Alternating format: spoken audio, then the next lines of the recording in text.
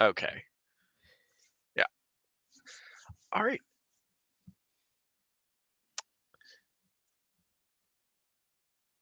The following contains violence, coarse language, and adult situations not suitable for minors. Viewer discretion is advised. Echo. I didn't hear an echo. Oh, I heard an echo on my end. Oh. I don't have any audio output, so my mic's not picking it up. I only heard it for the intro, so you should be Oh, fine. okay. Anyway, hello, Taskmaster. I know you couldn't stay, but hello. Ooh, everyone else, welcome. Welcome. It is I, Clayton, and today we will be responding, as promised. I know I've been promising this for like 2 weeks. To Mary Sue's Are Fun, actually, a video by Lily Orchard. Yes, after all these months, we return to another Lily Orchard thing. Yes, we do. Just Now, can't. I know we're can't keep on a away. different day as well, but that was so. The reason we didn't do this last week was because it ended up being a scheduling conflict. But this week we figured our shit out. So, I have actually watched this video all the way through, and I know you only skimmed it, Caesar. So, well, this is probably some of the funniest argumentation she's ever presented.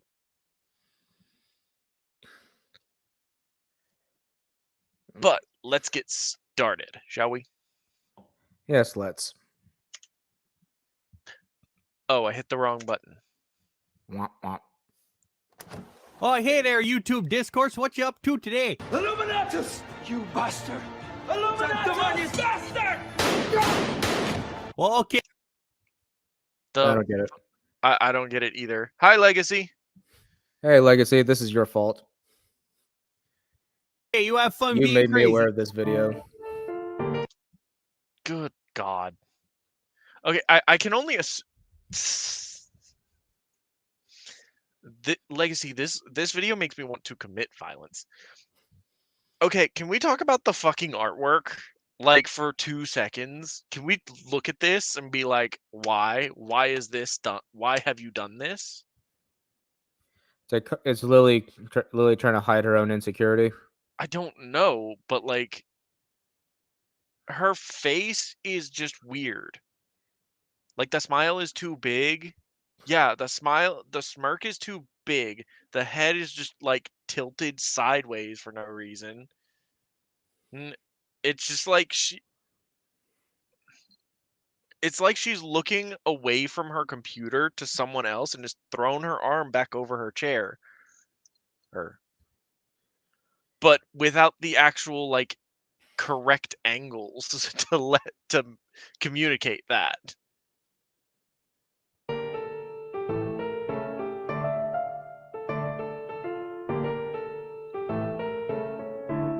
Part of having been active in fandom since What? Yeah, and this drawing is no better than the last one. I agree. Yeah, just as unappealing. And what's also interesting is that this one has boobs. Like very pronounced cleavage, which I don't think many of her avatars have actually had in previous videos. But aside from that, why you saw the flash? Ow, cat! I don't have time for this. Go away. All right, you saw the flash of like her stumbling in, right? Yeah, I think so. Like, why would you have your character do that? Why would you put that animation in when you can just just have her be on screen? I guess to give the avatar more personality. since I was 14 is that you kind of realize that every conversation in fandom discourse has been had, and the only thing that changes is that some dickhead pops up thinking he's got a new idea when it's just a rehashed old idea from 10 years ago. You see, back in the 2000s, boring men in fandom were constantly obsessed with what they called a plague of Mary Sues, and 23 years later, they're still mad. Okay. So so wait, your initial point is that every conversation in fandom has been had, but it's also boring men complain about Mary Sue's. I'm distracted by the head. Just the body proportions are so horrible. The head is bigger than it should be, and the neck is longer. Like the rest of the everything below the neck looks like it has proper proportions. Hello, Zeo Gold. Okay, so I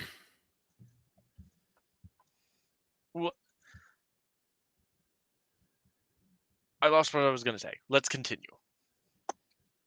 Only now they call them girl bosses. The hardest part of making some of these videos is trying to take... Woman, you are not about to step up and defend this. You are not about to step up and defend High Guardian Spice. There are many things in this world I believe Lily Pete is capable of doing. Stepping up and defending High Guardian Spice as a piece of quality anything is a tall task. All right. So do you think that girl bosses are Mary Sue's? Because I think they're technically different, but there's some overlap. It's, how do I put this?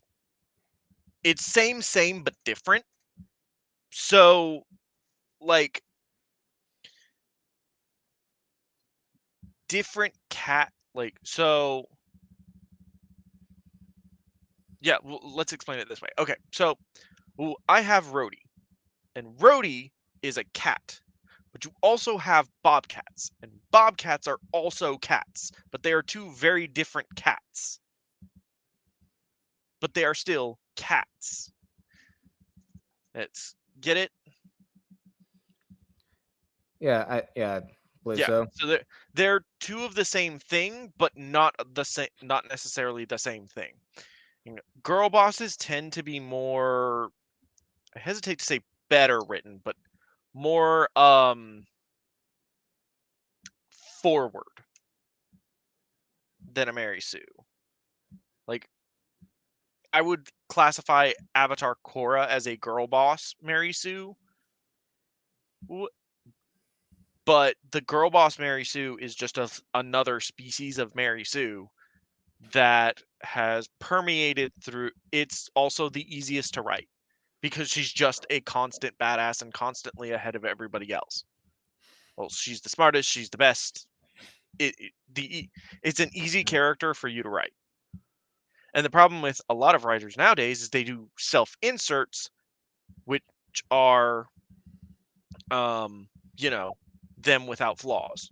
So they end up being girl boss Mary Sue's.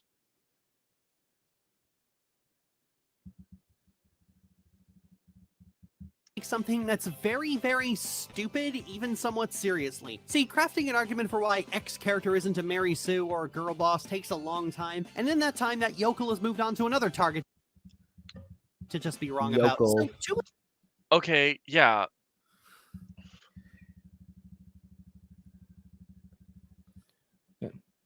Well, there you go, folks. Now you know how Lily feels about people who live in rural areas. Or the people that actually criticize pieces of media she likes. Oh my god, it's Riva. Hello, Riva.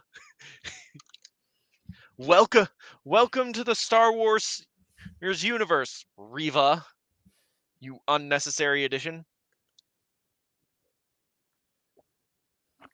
that nobody liked. Oh yeah, there wasn't there like a Kickstarter campaign or something like that to raise up the money to make a Reva figure. but not enough people contributed, so they had to scrap it. I think so, yeah. I think that might have been a thing. Discourse has been trying to prove why the obvious idiot is an obvious idiot. How do you figure, Lily? You're basically telling. So the problem with this is she's basically telling her audience, anyone who says a character is a Mary Sue, unless they can, regardless of what evidence they have to conceive to present to you, that a Mary Sue, that the character you like is a Mary Sue, they're an idiot, and you don't need to listen to them because they're because they're or obviously wrong. Because to prove, because arguing why the character isn't a Mary Sue and presenting your own evidence is just time wasted. You're wasting time arguing with no one important, with idiots, basically.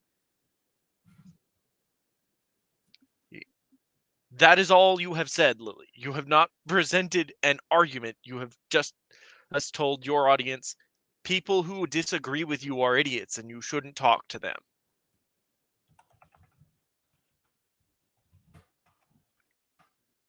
Mary Sue discourse is older than the internet, and unlike a lot of stupid things the internet has latched onto in recent years, it took a lot longer for people to realize it was a stupid argument for cranky little bitches who can't have fun. It got to run rampant, ruining people's day for a full 20 fucking years. But now people are catching wise to the— Okay, I want to read this.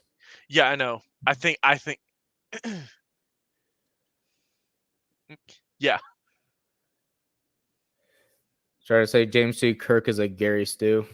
Yeah, basically. And I haven't watched enough of Star Trek TOS to really say one way or the other. But neither have I. I'm still going to press exit out regardless.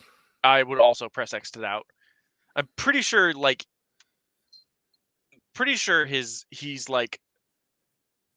he's very well, first of all, he's very promiscuous in his own series. Like, Shatner involved or Shatner forced or not, that's part of James T. Kirk's character.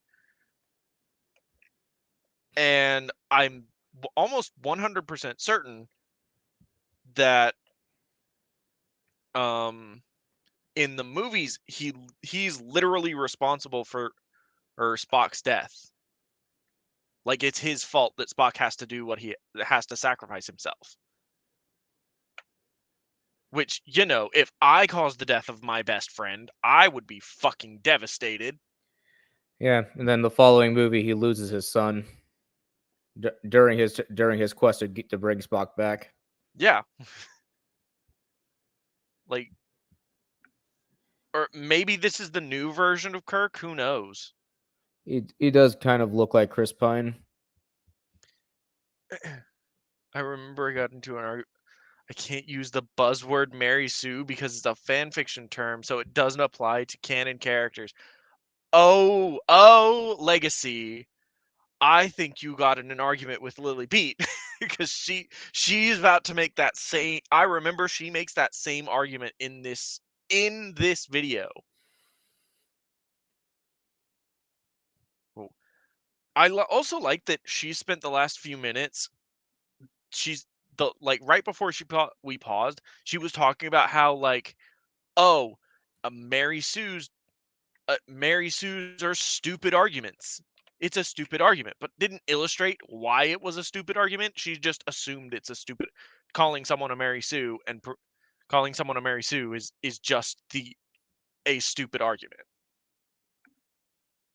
And to be honest, I'm willing to concede that someone could use Mary Sue as like a put down to someone's argument.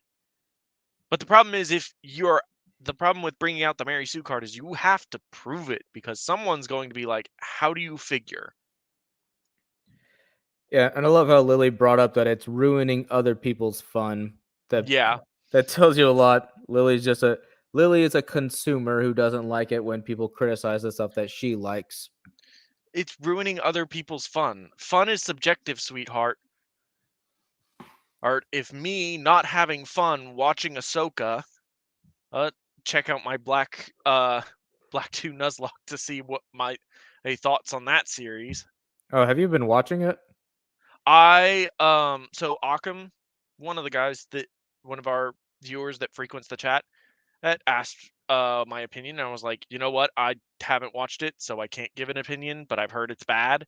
I watched it because I wanted to give him my opinion to him. You tortured yourself to please one person. Good dedication there, man. Well, it wasn't torture. For after a while, and the involvement of not necessarily he with the involvement of certain substances, it actually became quite fun.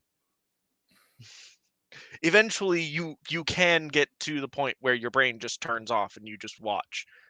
I think I hit the point of this makes no sense, so I might as well just keep watching it because nothing in this show matters.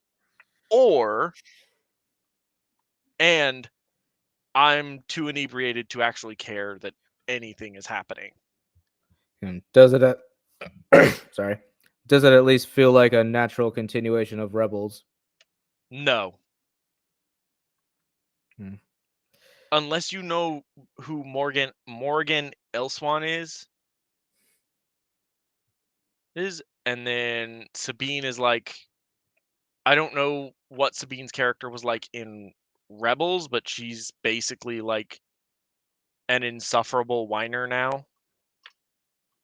And Ahsoka took her on as a Jedi apprentice, which doesn't make sense because Sabine doesn't have the Force. Yeah, she was. She was never. She was never shown to have it in the show. Yeah.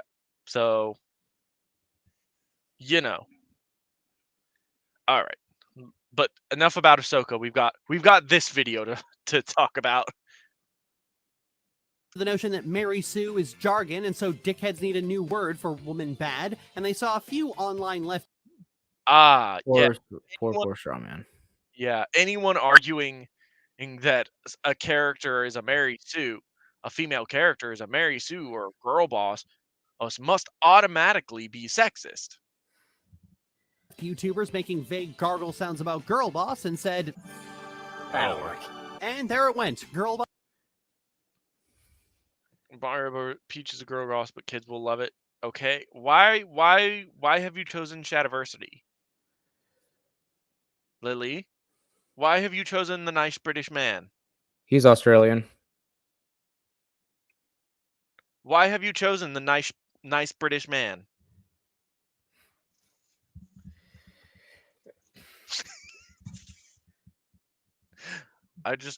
I'm probably gonna get I think I just offended someone somewhere, probably. Who knows? Saying that Aussies are British, yeah. Yeah.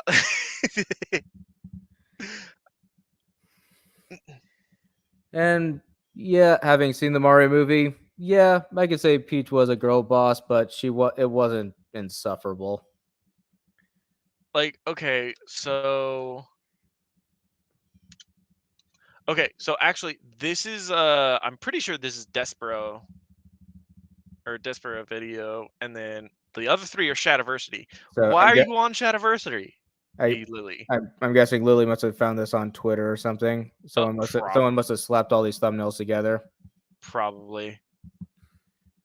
But I noticed that only one of these thumbnails has girl boss in it. Well, one has a Barbie movie in the bottom right.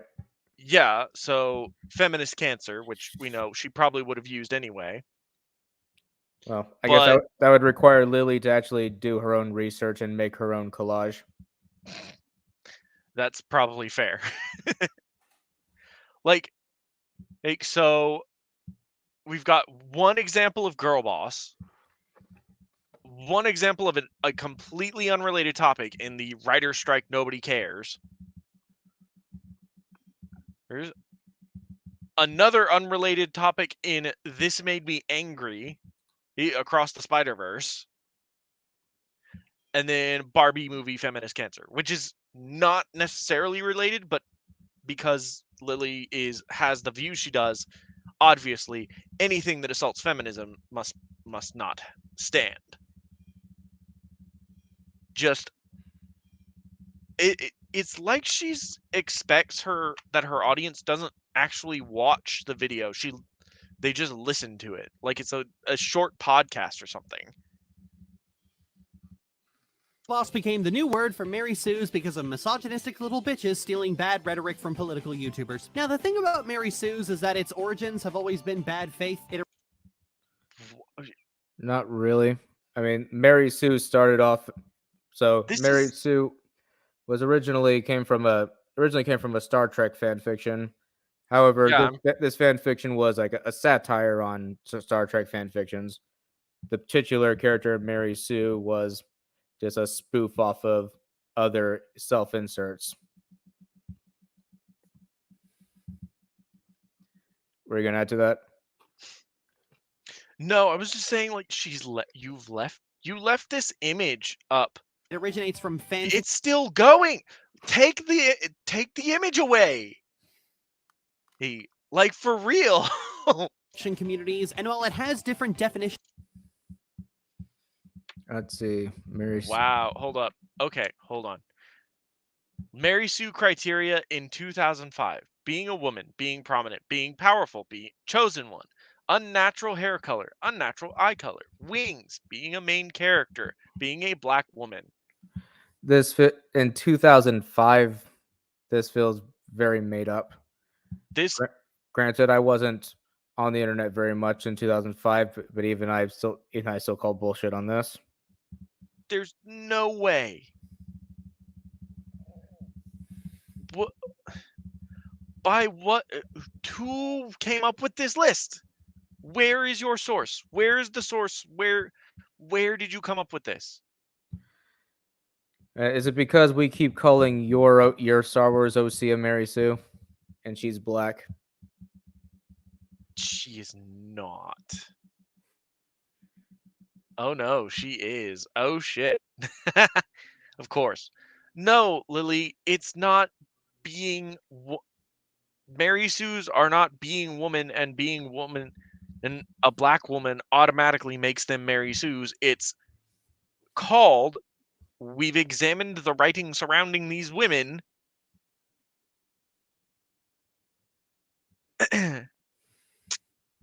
We've examined the writing found surrounding these women, and it just isn't very good. They don't have character, they don't have flaws, they don't have things that hinder them. They basically aren't people. They're cardboard cutouts. They're perfect, superficial, flat, uninteresting. There's no stakes in the story because our main character is never in danger. There's no reason to feel sympathy for them because they're always going to have the happy ending, because they always do.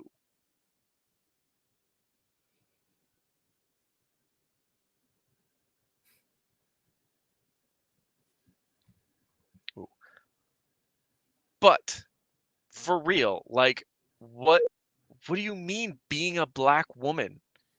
And what fan fictions are you reading that's or what fan fiction or what better question, what YouTube videos, what essays are blog posts shit, what are you reading that indicates this? Where did you find these things, Lily? Because I don't believe them. and criteria based on the year, fandom, and how much of an irrational dickweed the litmus test maker is at any given moment, the only consistent trait is outshining the canon characters, being too prominent, and hogging screen time. Really sit back. No, see, okay. So she's just given her definition of a Mary Sue. Or at least her perceived enemy's definition of a Mary Sue, which really doesn't make any sense. How would you? Because think about it. If you have an ensemble cast with multiple main characters, or hell, it's an anthology. It's an anthology. where, any given episode is focused on a new main character, then all the characters by that definition are Mary Sue's.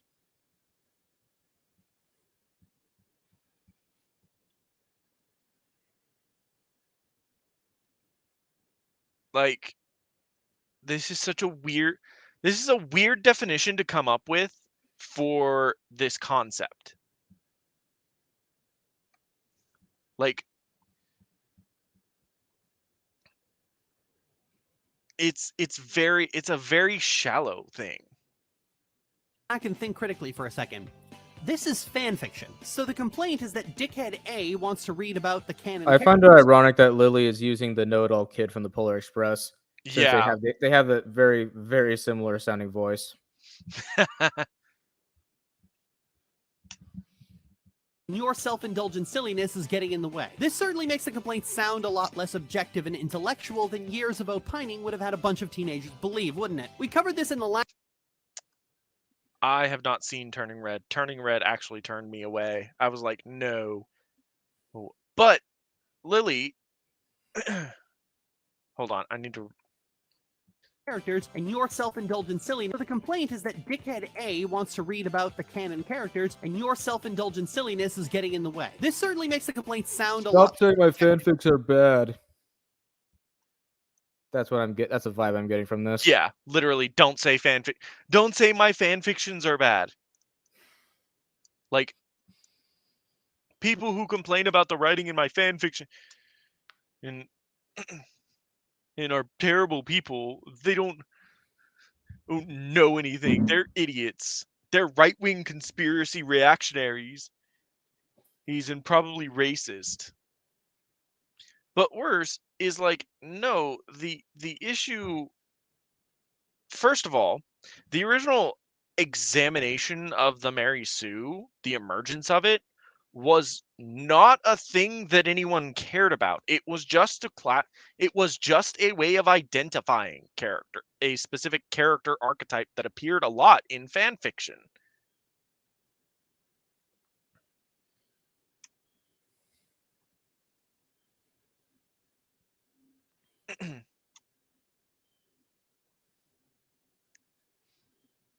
Like, it wasn't intended to be a, put down or anything. It was just a way of identifying the character involved, identifying certain characters or a certain character type that that had appeared. Or like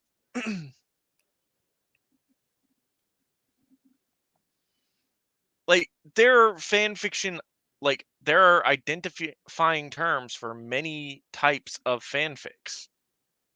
Like, and there's a reason AO3 has a tag system. So people can find things that they like to read. It was originally a term of identification. You have attached this meaning to it. It's generally what people over time have noticed is that when the Mary Sue can be identified, the writing tends to be very shallow and flawed. Just because the two are found together doesn't mean they're consistent. An intellectual than years of opining would have had a bunch of teenagers believe, wouldn't it? We covered this in the last video where people don't like a movie because it isn't specifically targeted at them, so they make up a bunch of stuff that sounds like critique as long as... Once again, you're making shit up. That's not why people didn't like Turning Red, because the movie had a lot of degenerate crap in it. Yeah. You would know this if you actually watched the review.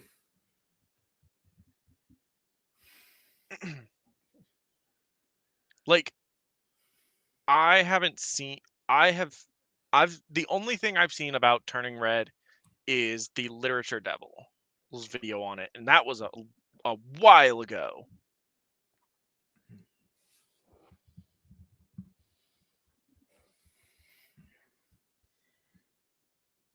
So I don't know enough about it to comment, but like, when I saw the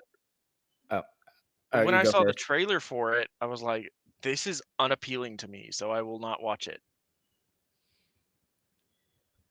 Hey, and also another thing, just because the people criticizing the movie are not part of the target demographic, that does not invalidate their arguments. Yeah, like, are you so Lily, does that mean professional critics, when they, go and see the latest Disney animated picture, that they're, you know, not being intellectually, and if they say, the newest animated feature or doesn't have a plot that makes sense, has many flaws, the animation doesn't look very good, are all of these criticisms wrong because they're not the target demographic?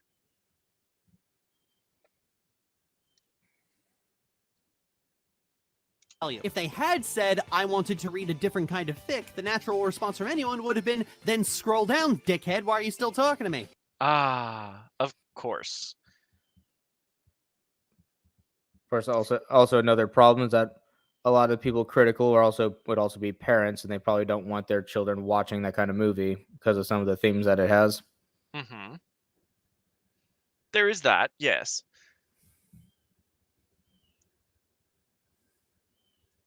It's at the center of why this discourse crept into critique of actual media, because this is a fanfiction term to describe a uniquely fanfiction issue. Hey, look, hey, that's that thing.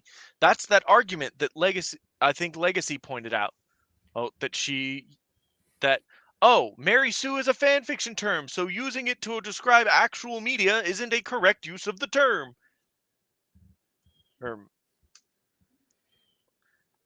While being wholly incorrect, Lily. Wholly incorrect you are. Star Wars was what really shined a light onto it, obviously with Rey, but it actually goes all the way back to Knights of the Old Republic. Are you ready for this, Caesar? Bring it. Did you actually get to this point in the video, or did you skim past this? I skipped past it. I haven't played any of the Kotor games yet. Okay. Do you want... Well, these games have been out for 2 decades now. I'm guessing all the spoilers have been... spoil it. I don't care. Yeah. Okay, so...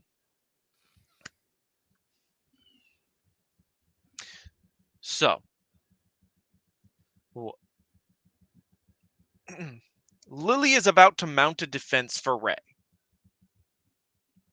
Hey, let us see how she does it.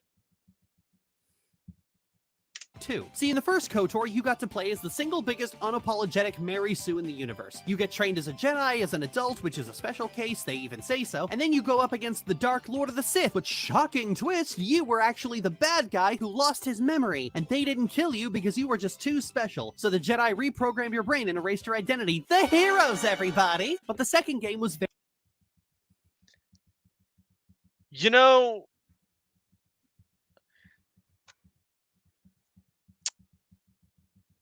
So that was her defense of Rey. And why Rey isn't a Mary Sue. Hello, Kookaburra. You've missed Kookaburra, you have missed Lily Orchard basically saying Revan was a Mary Sue.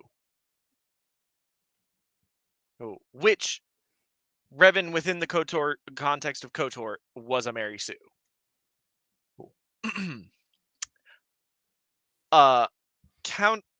Hey Lily, so Revan was trained from a young age to be a Jedi. Like, it's not, yes, the player character. Or in KOTOR. In the original KOTOR. Revan was trained from a young age to be a Jedi.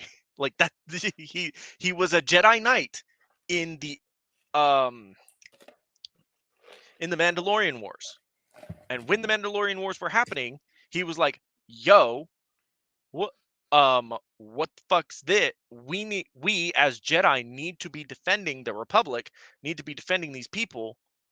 Well, so he who had ascended to the rank of Jedi Knight at this point He took a bunch of Jedi. Or no, actually, he was a Jedi Master. Yeah,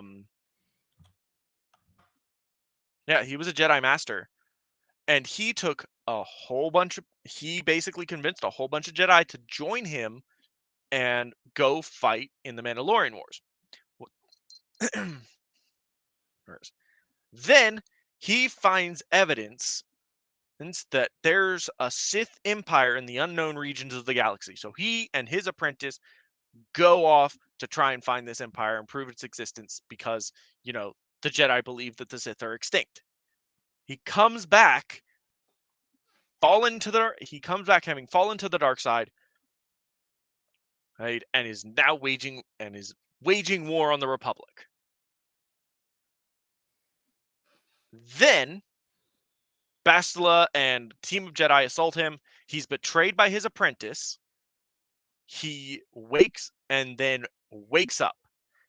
And it's like, and so him being trained as an adult was not necessarily his power level is not like unheard of. He was already a practicing and he was already a powerful and practicing force wielder up until I think like a week before the game starts.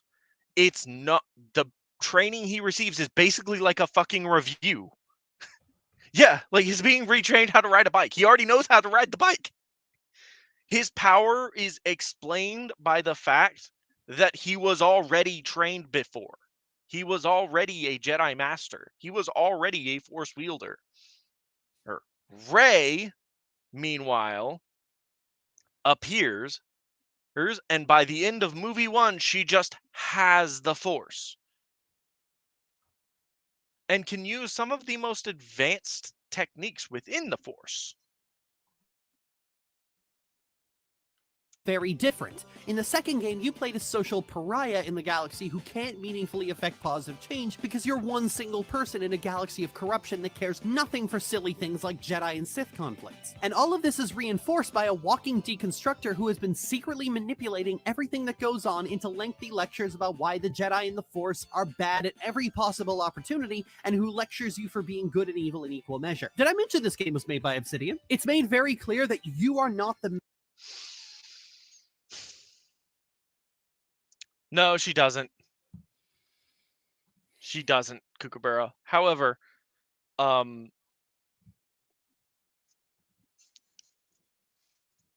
Kreia is an interesting figure, and and the reason she does these things is actually that she has her own philosophy that is in opposition to the two prevailing philosophies of the galaxy. So she's not necessarily saying that, oh, the Jedi and Sith are bad. The Jedi are bad. The Sith are good. Would be more like the Sith. Which I think is what Lily's leaning towards. And okay. Sorry, my cat jumped up on his cat tree and had like the weirdest expression on his face. My train of thought is gone. Goodbye. All right, we continue. Main character. She is. Whether or not you like this game will depend on whether or not you like this character. She has brought truth, and you condemn it. The arrogance. You will not harm her. You will not harm her ever again. And for a long time, a lot of people didn't, because she lectured them. And gamers are a simple-minded bunch who want their characters to be praised and loved wherever they go. Who is this person you're talking about? Gamers have a very wide range of beliefs. Yeah. Like,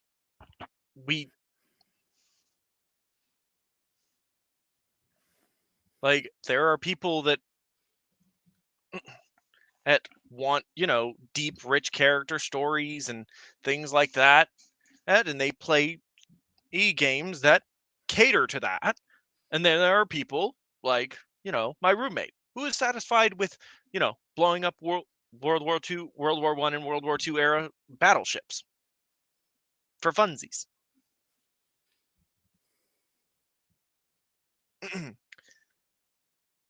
Yeah, Kreia failed a lot. She was, as a Jedi, she was exiled. Old as a Sith, she was betrayed.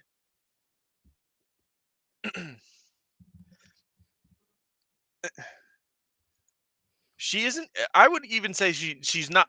No, she's not the main character. She's like She's the mentor. Like her whole deal is basically to present her philosophy and let it guide you and present to you her philosophy, to try and teach you her philosophy, to try and, you know, get the main character and the player to come to the same conclusions she has. Now, I never went along with Kreia's philosophy, because I saw another way, because my philosophy doesn't jive with hers. But it's been a hot minute since I played Kotor, so who knows? But still, like, saying Kreia is the main character is entirely incorrect. She's just a character that presents she's just a character that headbutts against yours the most. Like, people can find Anton's philosophy or outlook on the galaxy, very easily. He's all about number one, look out for yourself. No one else is important.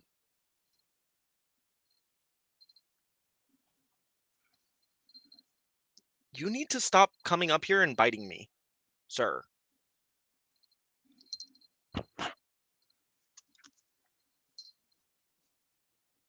You're going to go in the case if you keep this up. Ow. Anyway. Yeah, so Kreia is not the main character. She presents her philosophy just like everybody else.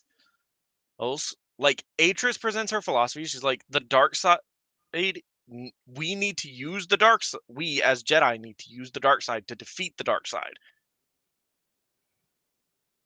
Right? So, every character presents their views equally, and Kreia is just one of them. Kreia is also not, the one you have the most interaction with. Anyway. Oh, whoops. And here comes this cranky old woman with the audacity to be the real main character. In reality, she's actually one of the best written Star Wars characters ever made, and her philosophy about the Force was so unique and interesting that whether you thought she was right or wrong, she at least was interesting to listen to. I mean, correct. Yes, that's why people like Kreia. I wonder how you're going to use this to try and spin Rey into a deep, profound character. She's the kind of character who looks at the binary morality of... Because remember, this is all a defense for Rey. Light side good, dark side evil, and goes, of course the Jedi would tell you that, you idiot. Don't tell me you took their word as gospel. They're a flawed institution telling you what benefits them. But she lectured the player, and so for about 10 years she was derided as the worst part. Jedi aren't wrong, though. Yeah, literally, like, the difference between the Jedi and the Sith is blatantly obvious when you look at their respective empires and how they functioned. Anything the Jedi were involved with tended to be very egalitarian, very democratic. Yes, there were flaws and problems, but those come with just about any society. When you look at the Empire, you look at how basically there's three factions. There's the normal Imperial citizens, which comprise also the military, the Sith, which are like the aristocracy, and the slaves of like every race. Like in the BioWare or Knights of the Old Republic game, in one of I think the Sith Inquisitor. I don't know if it's also the Sith Warrior, but at the very least, the Sith Inquisitor, your character was a slave that found out they could use the Force. Like, for real, Lily, you're not. It's not like the Jedi are. Yes, the Jedi have their flaws, but they're not the people that literally had one person suck the life out of a planet. It for yucks.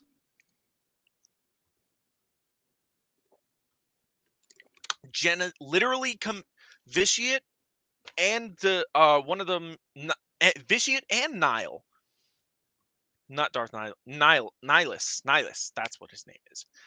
Vitiate and Nihilus both committed genocide on a planetary scale, and you are going to come into this house, Lily, and say the Jedi are preaching their philosophy to you to their own advantage.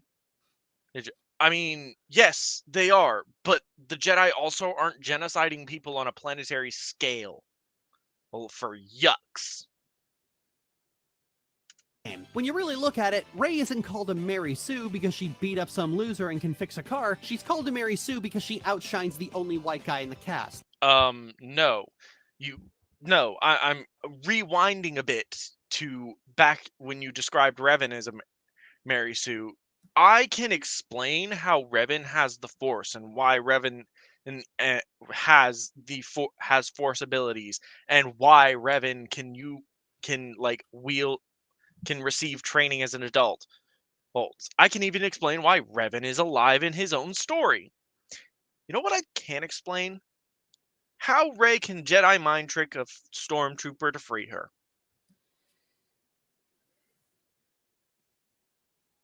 Anyone? Anyone have an explanation as to how she can do that?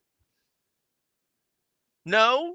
Then, so, if the answer is no, and we can't explain that Rey, who has demonstrated no ability to use the Force so far,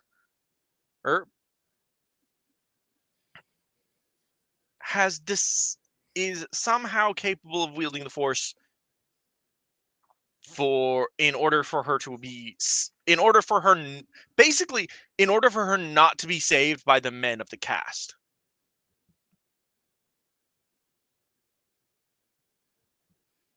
Like, in order for Rey not to be saved by the men of the cast, she gets the Force. Also, good on you, Lily. Very clearly coming from an objective and unbiased and good faith argumentative standpoint. Not that I expected you to.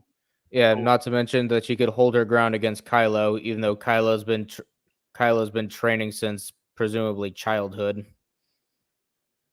He was trained as a Jedi, and then he got trained by Snoke. So he's had multiple different masters, and somehow Rey's able to hold her own against him. Mm-hmm. Of course, once again, as Lily said, she called Kylo a loser. This all goes back to Lily just having this weird feverish hatred for Kylo Ren. Yeah. I mean, I get it. I don't like Kylo Ren either as a character, but it's just because he's not well written. I don't know Yeah, what exactly. Lily's excuse is. He is a white male. That's enough. They wanted the movie to be about something else. This is What? Well, I did want the movie to be about something better than what we got. Well, hold on. Because remember, when Force Awakens came out, while people were saying, like, what the hell, how the hell does Rey have the Force?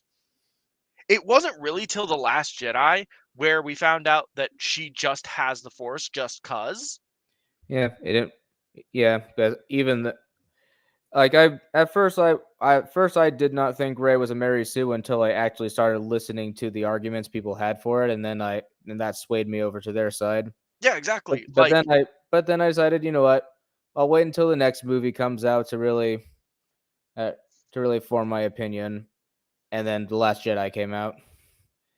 Yeah. Then you realize that Disney did not actually plan this trilogy out like Peter Jackson did with Lord of the Rings. No. It's like, okay, we'll work on one movie and then hand it over to a different guy. it explains Poe's miraculous reappearance in the Force Awakens. But like when the Force Awakens came out, most people were like, "Yes, this is exactly what we wanted it out of a Star Wars movie." It has taken in a few years for people to sort of look back on that movie and be like, "Wow, this thing's a piece of shit. I can't believe I like this." Like, it wasn't immediately, "Oh, Rey is a Mary Sue." It was, how can Rey use the Force? Or maybe this, maybe that, maybe this, maybe that. Nope, you're all wrong. You, the fans, are wrong. She's this, and she's just a god. This is the difficult part of online discourse, peeling back the layers. I do love this meme that just immediately puts into just is the perfect example of why the left can't meme. But her whole I lost what I was gonna say. Moving on. Layers of pretentious nonsense and finding the real thing being said underneath. And that's why trying to argue what... So, okay. Hold on. So, let me go back because I want to hear the whole point she's making. She's called to Mary Sue because she outshines the only white guy in the cast. We already know that's wrong. They wanted the movie to be about something else. This is the difficult part. Yes, I wanted it to be about that white guy killing everybody. Finding the real thing being said underneath. And that's why trying to argue what...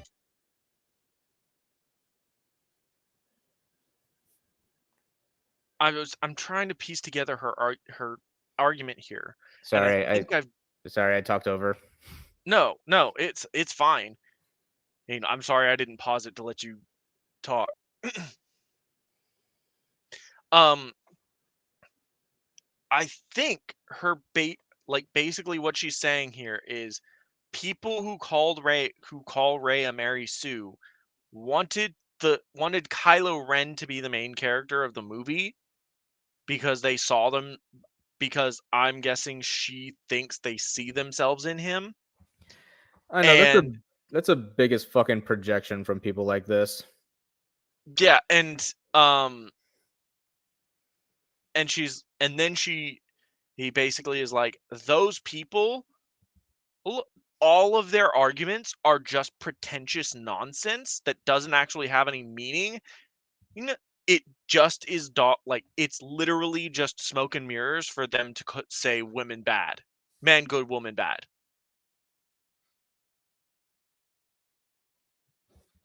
Like women need to be back in the kitchen and having babies. And that's all they need to be doing. Literally, that's her argument.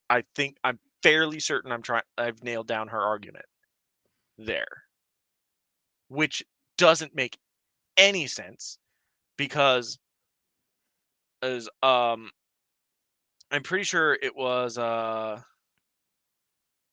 oh wait, no, the evidence against this is easy. That Star Wars girl doesn't like The Last Jedi or Rey. And there you go. Another woman doesn't like Rey and has in fact, I think, multiple times called her a Mary Sue. Which begs the question that if all the arguments against Rey, all the people that call Rey a Mary Sue are just white males who use pretentious nonsense and language to disguise the fact that they're calling Rey, that they don't like the fact that Rey's a main character or Rey has the Force. Well, there you go. Or should we point to Ahsoka,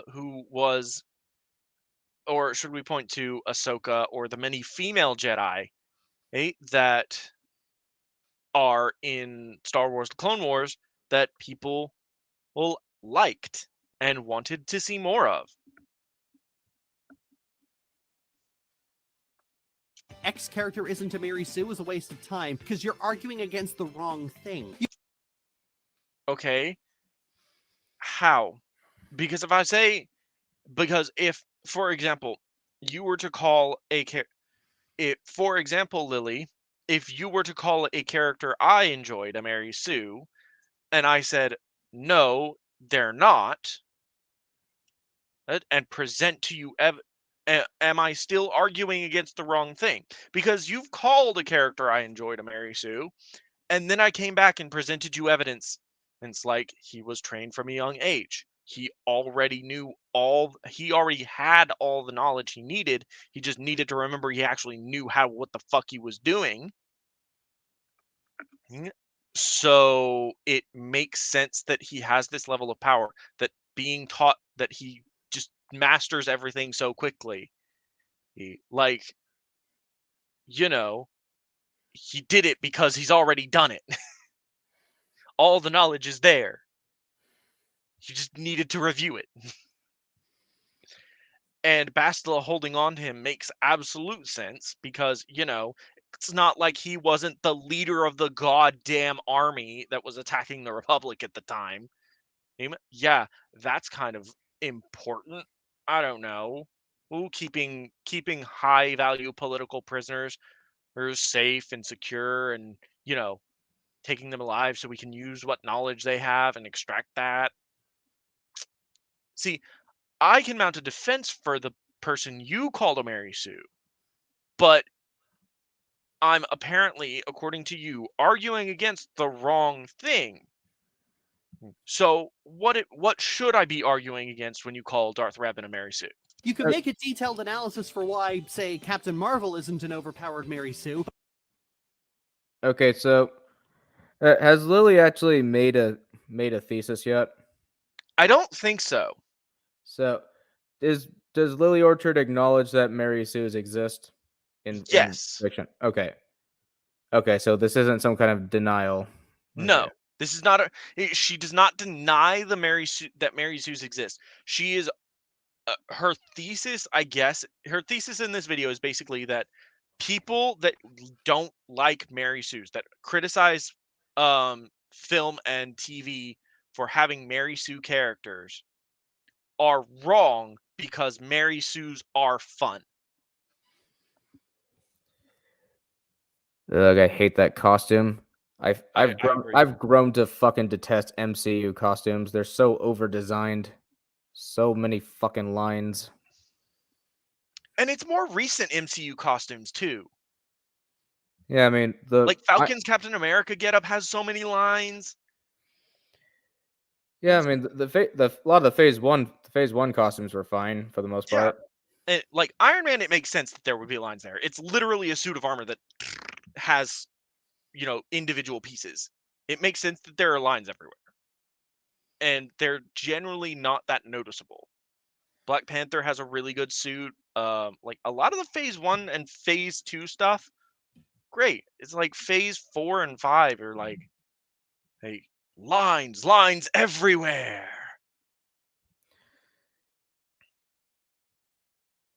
Anyway, so okay, so back to Lily's thesis. Lily's thesis, I guess, in this video, because I don't think she stated it outright just yet. But hi Taskmaster. But she is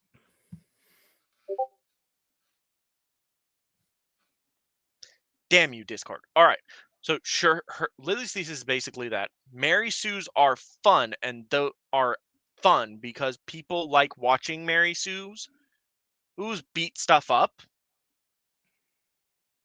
And so we need to stop calling Mary Sue's bad.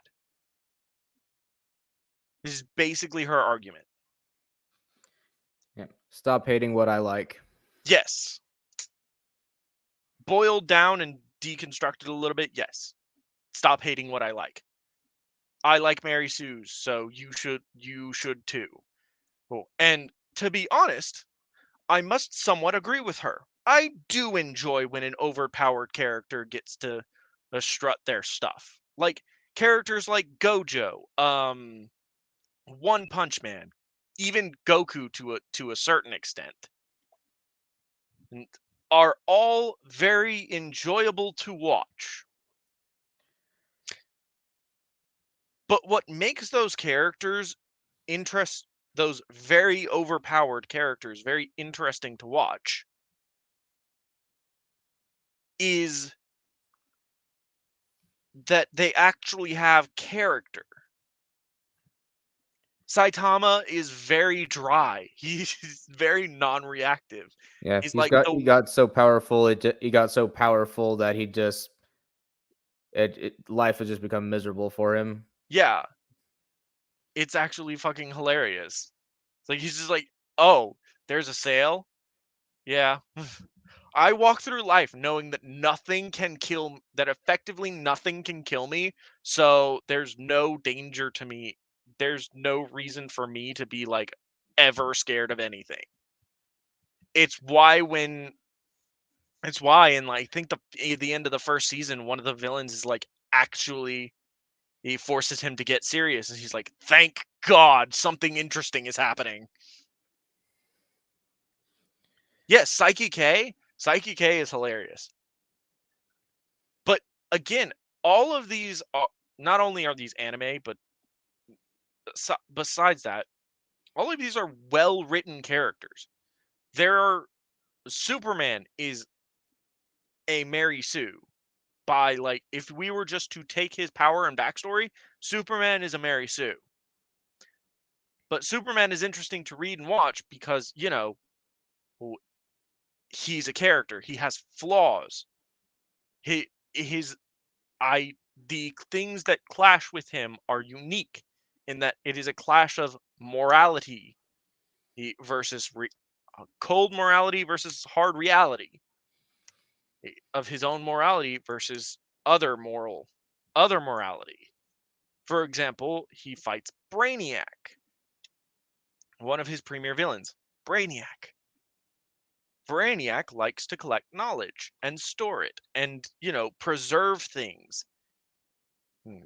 And the only reason Superman doesn't is like, no, you can't do that, is because Brainiac came to his planet and was like, yeah, I'm gonna preserve this planet. I'm gonna take everything, all the knowledge, and just destroy it. Well, seeking knowledge isn't something Superman is against. The problem is he's going to genocide an entire planet. Also, yes, Superman has weaknesses.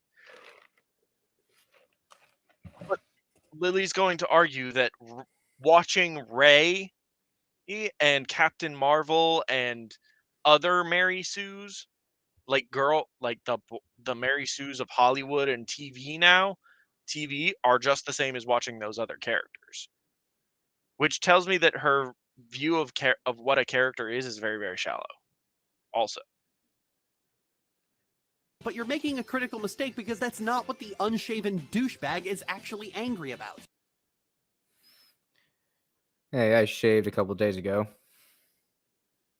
See, to hear people talk, the idea of a character being hyper competent, always right, and who just kicks all kinds of ass is just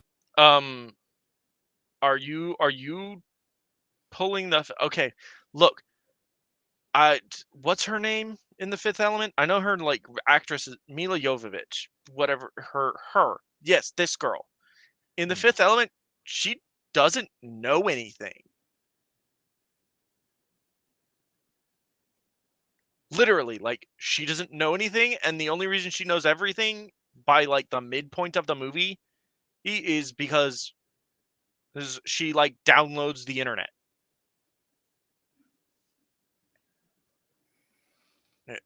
And further, The Fifth Element is very much is very very the film the oh my god, it's amazing that that I've gotten 138 subscribers on this channel.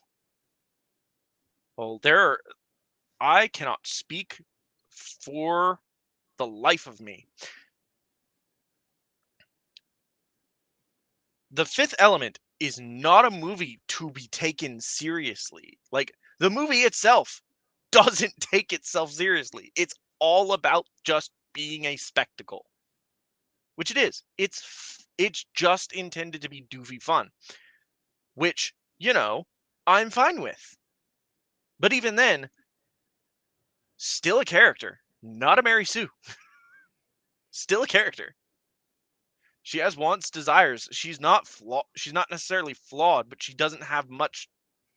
Like, she initially is only exploring and literally becomes human at the end of it. She's arguably just an object throughout the movie. Technically. Like, she's a real person, but she spawned from, like, a rock. I haven't watched The Fifth Element in a while, so I may be remembering things incorrectly, but she's definitely not a Mary Sue.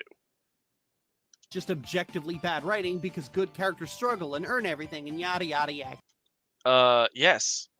The journey of the hero's journey.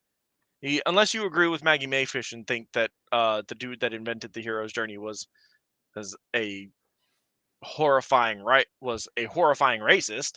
Oh yeah, we still need to do the second part of that. We do. And I think it's been like over a year since we responded to it. Yeah. Do you think we should go back and do the first part over again? No. Hmm. We'll probably both have to rewatch the first part, but we need to do the second part. Anyway. Oh. I cracked my neck.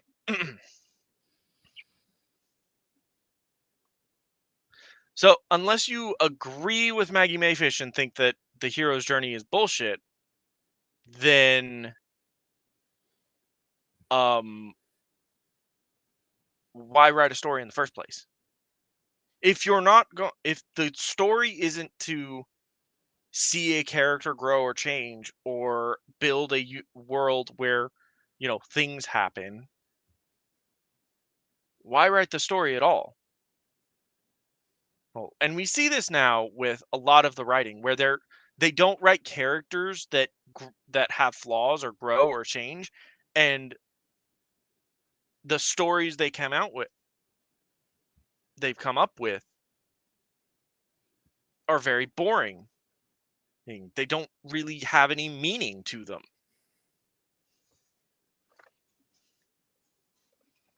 So, you get things like She-Hulk, where it's just a mess of a show. You get things like Ahsoka or Kenobi.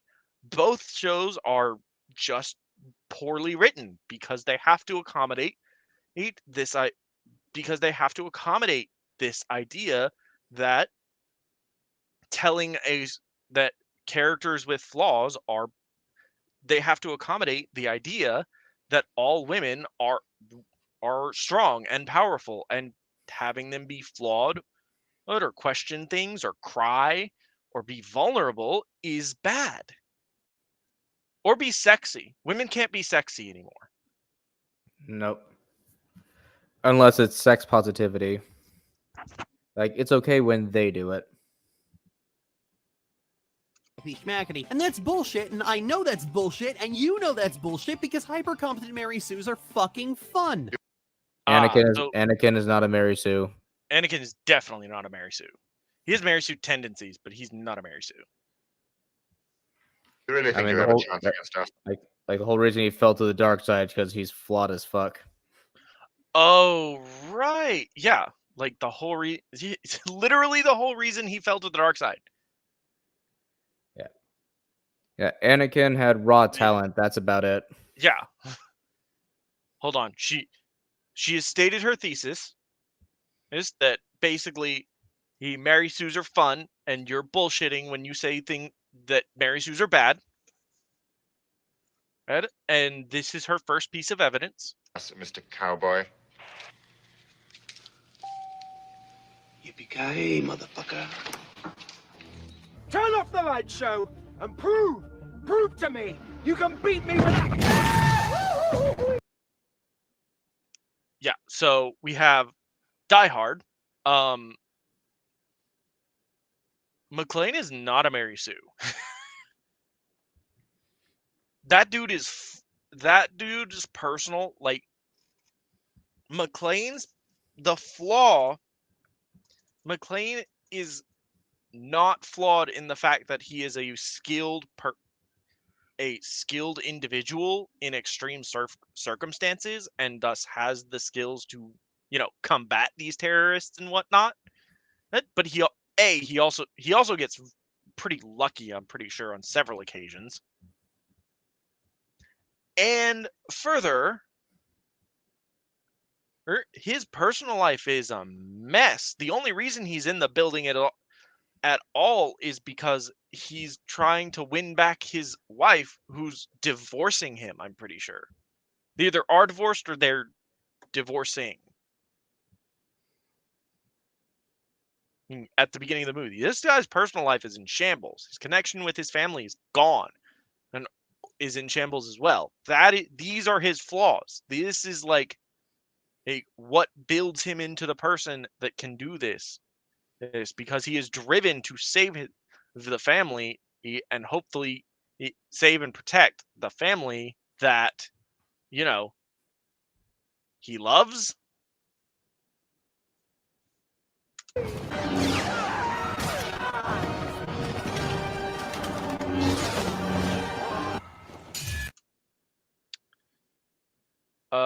Hold on. There was something in between the Darth. Oh, this? Yeah. No, this doesn't prove. This isn't a moment of triumph. This is so stupid. This is the culmination of the dumbest decisions in this entire movie's plot. You can beat me with that.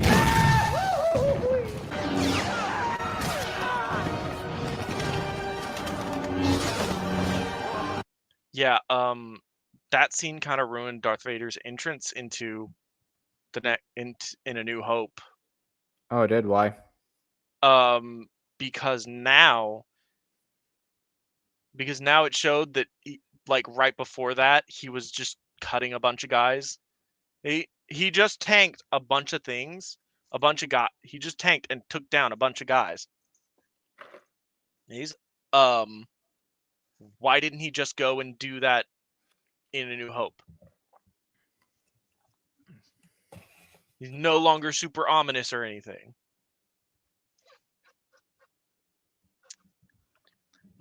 Okay. And then this, okay, Commander Shepard, by this point in the game, is not only a highly decorated soldier, he's also, and I say he because I always play as male Shepard. No. He's also been cybernetically enhanced by Cerberus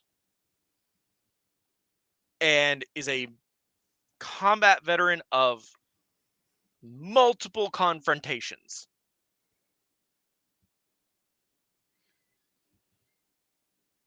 You shut your mouth, Kookaburra. Shepard only dies once, and it was when he was spaced.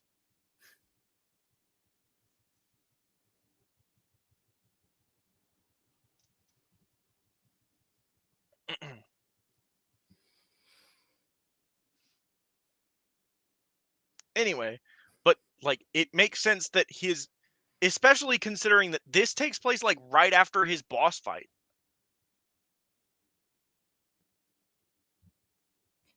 This scene takes place after his boss fight, and so adrenaline is pumping here. Like, it makes sense that Shepard is able to do this. But further still, Shepard has been through some shit. Literally reconstructed from the ground up by Cerberus. By an organization that he knows will most likely betray him. Or could have done anything to him.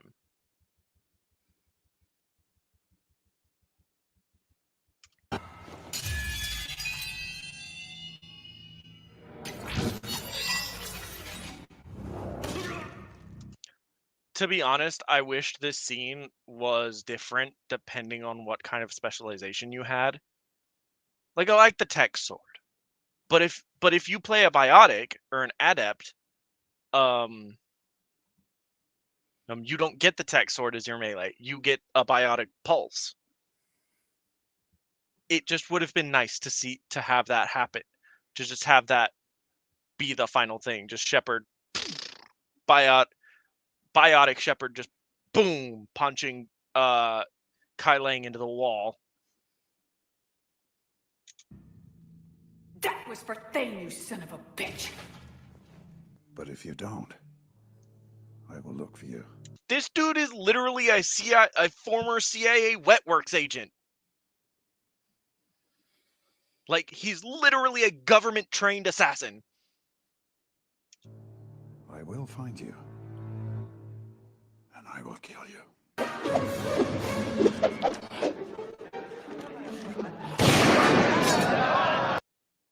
Indiana Jones isn't relevant to his own first movie. You cannot tell me he's a Mary Sue.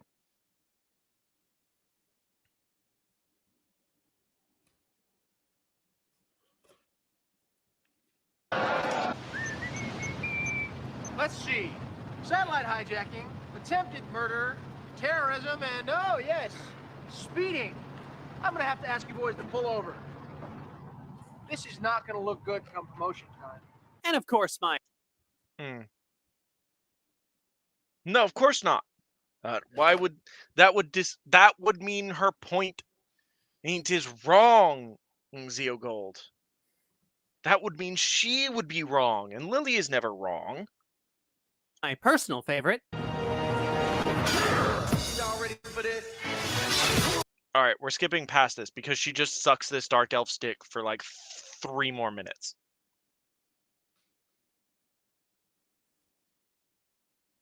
Straight just dick suck for 3 minutes. Entertain and have fun. Watching someone cathartically just most. Sure, these stories aren't particularly deep or meaningful, but most stories aren't. Most stories are told to entertain and have fun. That doesn't mean that can't be deep. Can't have meaning. In Lily, in all the clips you showed, there were other scenes that made that movie deep and meaning. That made the movie interesting or meaningful. Well, Like, what? I sure hope that Lily never turns around and says everything is political. Watching someone cathartically destroy someone will never not be fun. This is something. Okay, yes, but the catharsis. But you have to actually have catharsis. How? Okay. Yes, watching your hero triumph or a evil character get what they deserve is cathartic. But you know what has to happen before that can't? Before that, I have to give a fuck. And the problem with Mary Sue's just in general, see She-Hulk or Rey, the fuck do I give that Rey? The fuck do I give about Rey? What fucks do I give about Rey?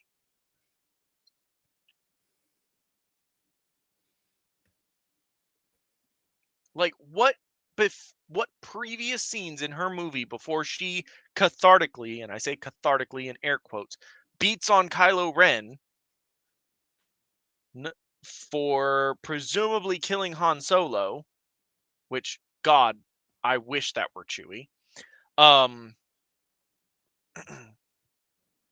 Like, straight up, honestly, if we're gonna kill Han Solo, we should have killed Chewbacca along with him.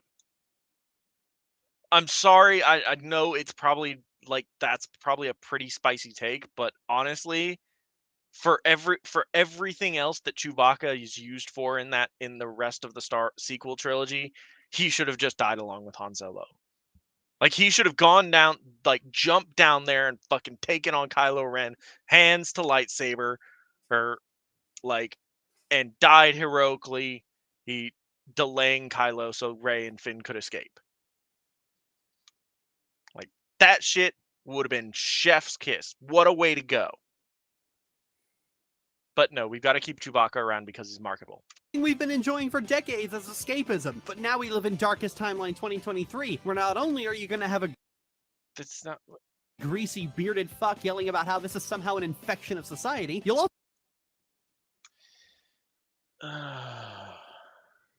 Gee, I wonder why they say it's an infection of society.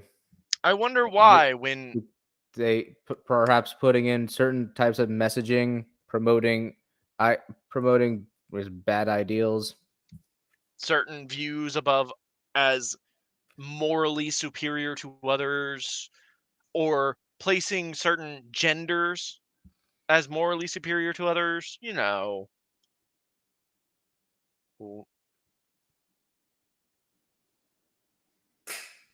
Saying there's no consequences to being promiscuous. Oh wait, no, that's not even a message She-Hulk managed to get across because because there were actual consequences to Jen being promiscuous. Oof.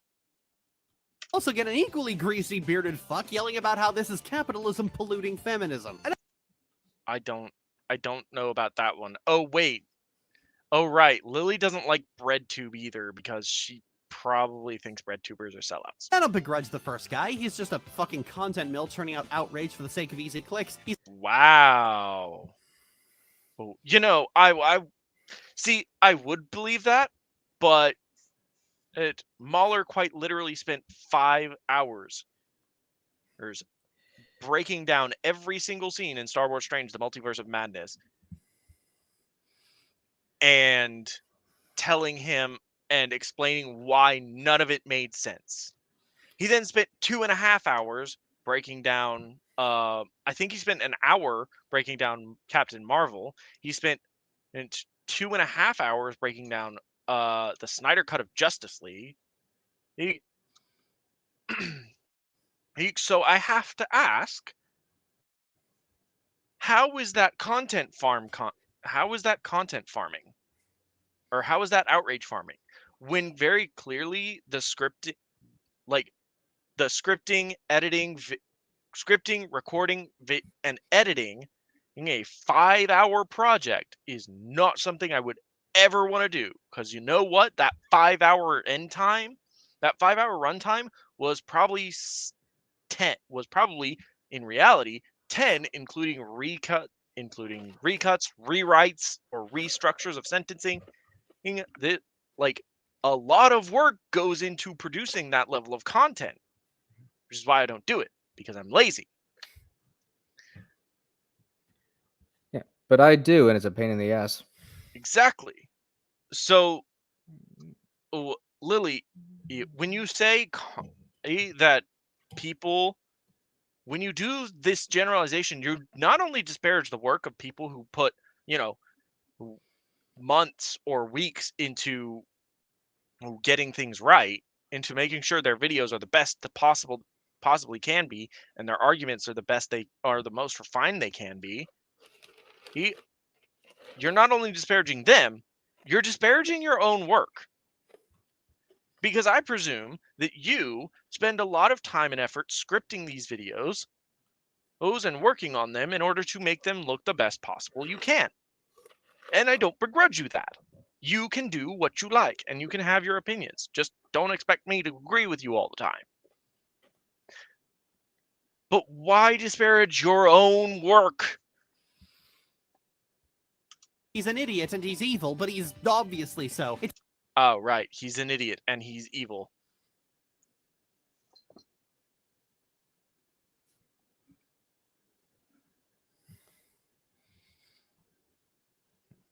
Yeah, well, don't bite me. So, did you ever watch Captain Marvel? I did not. I have me no neither. desire to either. Yeah, I pretty much blocked it out of my head that Nick Fury loses his eye to a fucking cat. Interesting, Zeo Gold.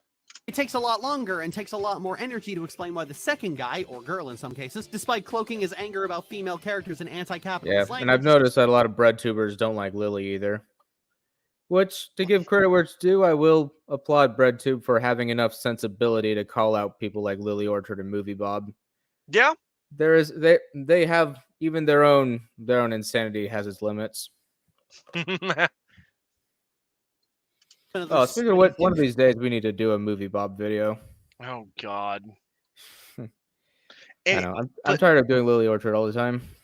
The thing is, this can't pollute feminism because it was never connected to feminism in the first place. The closest thing it gets to feminist is just letting women be fun, take no prisoners, badasses, because those movies are fun to watch and women should get to have fun too. It's not. okay. We just want equality, you guys. God. He,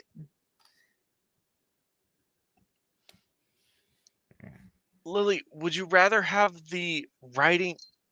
It's just a question of would you rather have She-Hulk level writing or or Aliens level writing? Like, would you prefer your female characters to be shallow pop culture referencing promiscuous whores who can't face up to the consequences of their own actions? Or do you want strong women who face these extreme circumstances, stand tall, and say, I can get through this. I know I would prefer the latter, and I would be just as fine with the latter for a male character, but not the former for either gender, because I like good quality writing. Not as if in a post-capitalist society there would be less girl boss movies. There would probably be more without big studios getting cranky about making movies for and by women. God. Feminism. Women are just better than men. I like that she is now I like that she's now just pivoted from trying to argue that Mary Sue's are fun to saying, no, you're all wrong. No, you're all wrong. In your opinions because Mary Sue's are fun. I have come up with this. Mary Sue's are fun. This is a foregone conclusion. Anyone that disagrees with me is an idiot. People often forget this, but it's the big studios that keep pushing white men as the default majority. Without They don't, No, they don't. and they haven't for the past few years now. Yeah, like it is the evidence of the last few years like not enough? Even in Star Wars, the main cast consisted of two people of various of differing ethnic descents, and a woman. Also, When kind wa- of. Oh, sorry. I Go on. I can count on one hand the number of major blockbuster movies that have come out in the last 3 to 5 years with white male protagonists. It's a short list. Yeah, and I was about to say, so yeah, it's almost like Lily kind of disregards the fact that in the United States, white people are the ethnic majority. So naturally, most characters are going to be white. And then in action series, action properties are typically targeted towards men. So naturally, the protagonist is most likely going to be a guy. Yeah. So, Lily, your own argument stands against you. You're not the target demographic. So why are you Yeah. going on about it? the Yes, it studios wasn't made keeping for their you. hands on the scales, you'd see more of that thing you hate, not less, you joyless little bitch. And this is the main crux of this week's terrible thesis. We need to marry Even Lily can agree. Even Lily can argue that she's come up with a terrible thesis. Sue harder. See, one problem Yes. Mary Sue Harder. Collapse. Let your own ideology lead to the collapse of a toxic hellhole of an industry. with this The discourse fuck is is wrong with that hand? It looks like a spider. Yeah, why does what the fuck is up with her hand? trees of bullshit, it sprouts from a seed of truth. And that's the fact that you can easily point out a few hyper-competent female characters that ended up being underwhelming, and duplicitous fucks like to blame that on the strong female character writing. Yes, I can do that because Ray doesn't make any sense. Neither do Rhodey, no. Rhodey, no. Neither do any of her Force Awakens, and stays there for the same issue as characters. You were phony sexual. This is great. Sorry, gotta to blame, only point out a few hyper-competent female characters that ended up being underwhelming, and duplicitous fucks like to blame that on the strong female character writing. But no, Rey is not a well-written character. Nobody in the sequel trilogies are. Like, but the movies themselves don't make sense, so there's problems with the writing. Lily, can we acknowledge that there's problems with the writing in the sequel trilogy? Of course, we're focusing on Rey. So, Lily, how does Rey wield a lightsaber against well-trained against the guards? How does Rey, with zero training, like no one has shown her how to wield a lightsaber before, take on the elite guard set to protect the Emperor, to protect the supreme leader of the First Order? Like, it makes sense that Kylo can take them on. Why can Rey do it?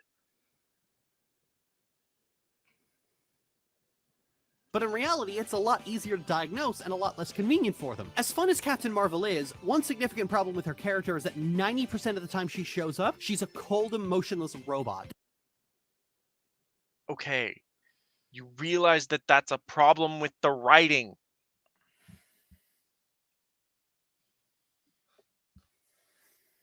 Like, because Captain Marvel doesn't have character, or it's big. Lily, you're basically arguing that that any movie is perfectly fine as long as it puts a mildly jingly set of keys in front of you. You would be the person who would look at the episode 5 of Ahsoka with all its member berries bullshit and be like, oh my gosh. Despite her solo film being about going crazy and unrestrained, her appearance in Endgame is a lot more reserved and stoic. She emotes less, she's got a permanent scowl. Most of the swagger from her initial appearance is gone. What swagger? Tell me, Caesar, did you think Captain Marvel had swagger in her first appearance? I never saw Captain Marvel. I mean, just from, like, clips you've seen.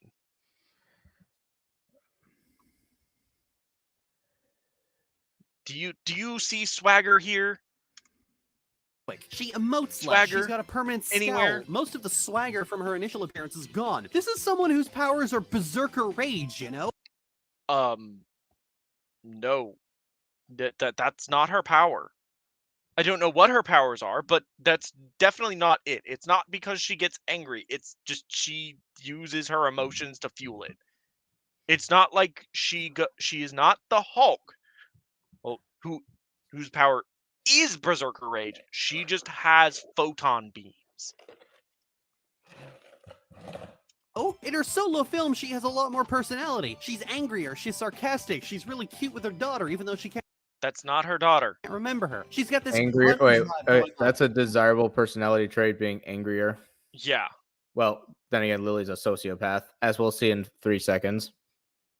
Breaks a guy's hand and robs him when he tells her to smile. It's fucking Yeah, assaulting people. Well, the mark of a true hero. Just, assaulting random people and robbing them of their belongings. And I mean, all he did was, he just, for telling her to smile. If you think that counts as sexual Not even predatory telling behavior, her, you need to asking go her. outside He more. asks her, like, how about a smile, sweetheart? Or something like that. He's not being mean or anything. He's asking her to smile. I mean, yeah, you could argue that he's being a bit of a creep, but if that's the extent of it, then there's no reason to lash out on him like that. It's If why he tried to grope her ass or something, then yeah, I'd be fine with her crushing his hand. But all he does is tell her to smile. Yeah, he's being a little creepy, but he's not predatory. He does nothing wrong, and she assaults him, assaults him, does major bodily harm, and robs him. The mark of a hero, ladies and gentlemen. Praise the dawn. This is someone that This is Lily Pete is the kind of person that idealizes Captain Marvel, who in this scene beats up and robs an innocent person. Great. Take it. What, no smile? Now, the reason for this disparity is easily explained. Endgame was filmed first, and because she had a very small role in it, Carol's actual character wasn't worked out very much. Her solo Wait, what? Was Endgame actually filmed first? I don't know.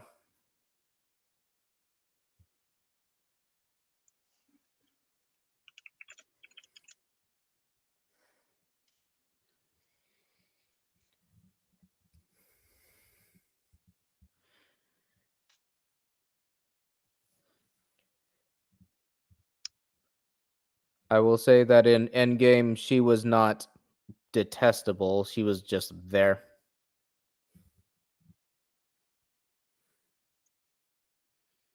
So this is according to Brie Larson.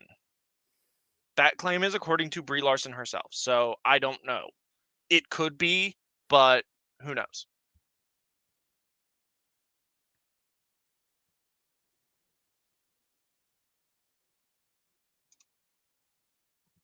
movie still got angry detractors, but far fewer phony socialists and far more open neo-Nazis. Then you Yes. Anyone who doesn't Okay. immediately like the things I like is a neo-Nazi.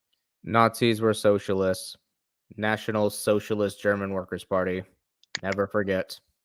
have Ray, who suffers the same issue as Carol in that her character starts at a point of baffled disinterest and stays there for the entire franchise.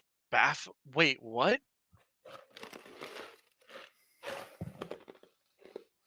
This is in spite of the fact that by the end of The Force Awakens, Rey has accepted her parents weren't coming and had gotten involved in the action herself. She's gone full Force Fury and ruthlessly tears Kylo Ren apart. No, she doesn't. She, cuts his face? Yeah. She cuts his face and his leg. And that Force Fury, yeah, that doesn't make sense. How can she do this? By the end of the fight, she's practically pacing around him like Darth Maul. She's gone feral and Yeah. no Lily's just shit. showing that she's not actually a very critical thinking person. No. She's driven by emotion. She likes big flashy things that look neat. She likes the jingly keys. It looks cool to her. It gives you a cool little giddy emotional feeling. It looks cool. It makes her feel giddy. And so if someone tries to approach this with more critically and explain why it doesn't work, she has to essentially stick her fingers in her ears and go la la la la la. And just bullies this wannabe school shooter. If they had kept that going with her throughout the other movies, she would have been fucking amazing. We had the hero's journey. And she's plugging her fan We could have fiction. had the hero's no holds barred beatdown. But What? This isn't arguing. This is just, I want this. Why wasn't it wasn't it like this? Actually, rewind the last 10 seconds. Want to hear the point again? If they had kept that going with her throughout the other movies, she would have been fucking amazing. We had the I don't think so, but proceed. hero's journey. We had the hero's fall. We could have had the hero's no holds barred beatdown. But as we all That's not a thing. Yeah. Like, okay. So, Lily, do you know... Oh, wait, no. I was going to ask Lily if she understood what stakes were, but she removed them from her own story, so obviously she doesn't know what stakes are. I mean, Lily likes Mary Sue's and makes the villains incompetent, so no, obviously not. know that's not what happened. They pivoted away from that and pulled back on Rey's character and spent the next movie burying her in reasons not to pop Space Elliot Rogers' head like a grape. And oh my god. Yeah, she wants people to, like, she is literally someone that would, like, unironically love to have Bloodsport. Straight up.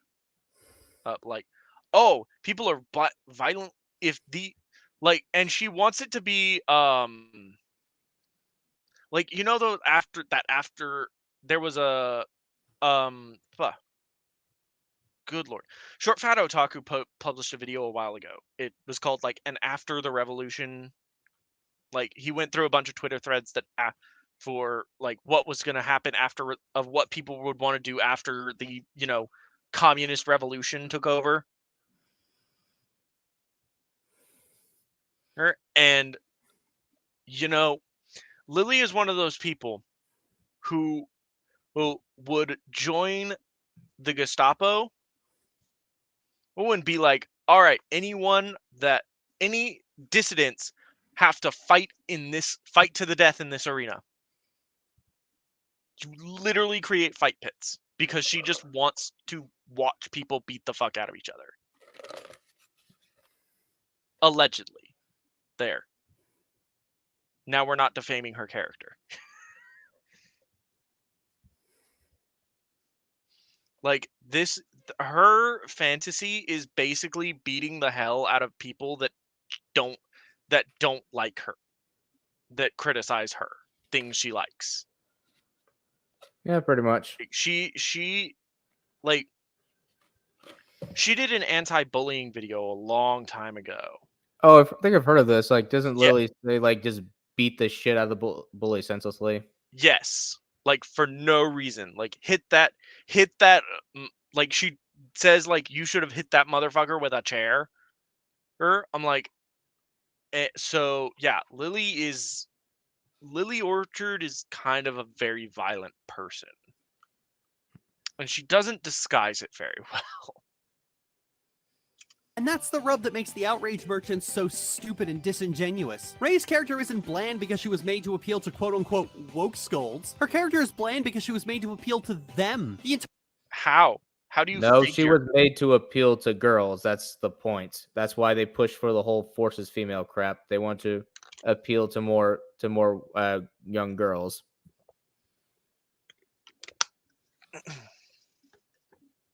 Entire trilogy started on a good note and then backpedaled on most of it. Not really. It was different from the start. How? How?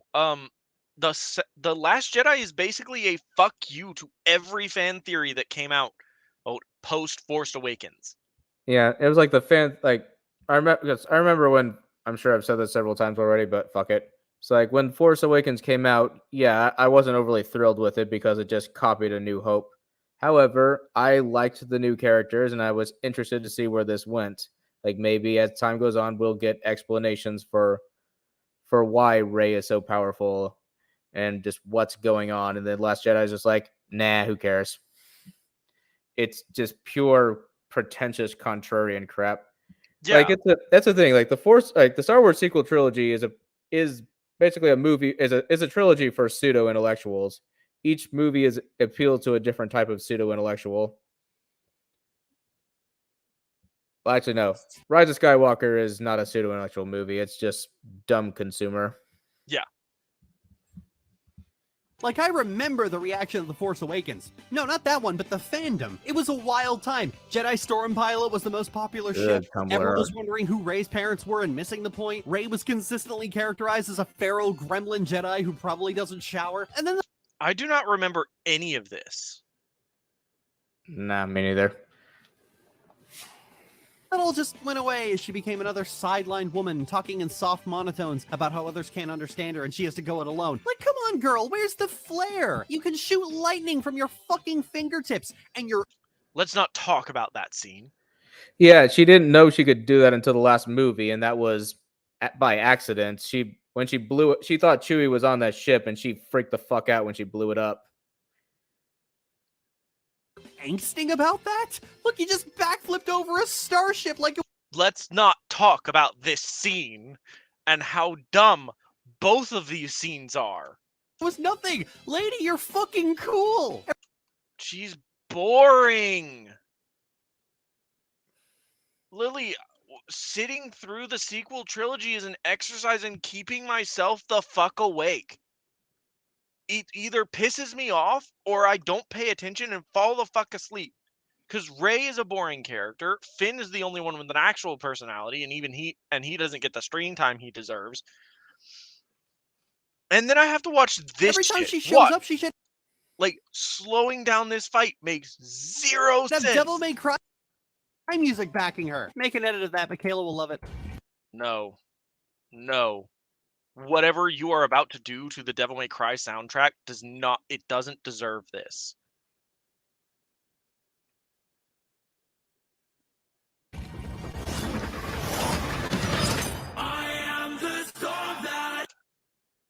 No. Virgil's theme did not deserve that. But choke a guy, threatens Jabba. Who did he choke? He choked the guards. Kills his pet, threatens him again, and then for good measure does this!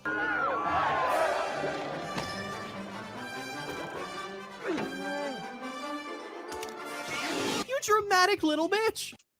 That's not... Lily, he's not being dramatic.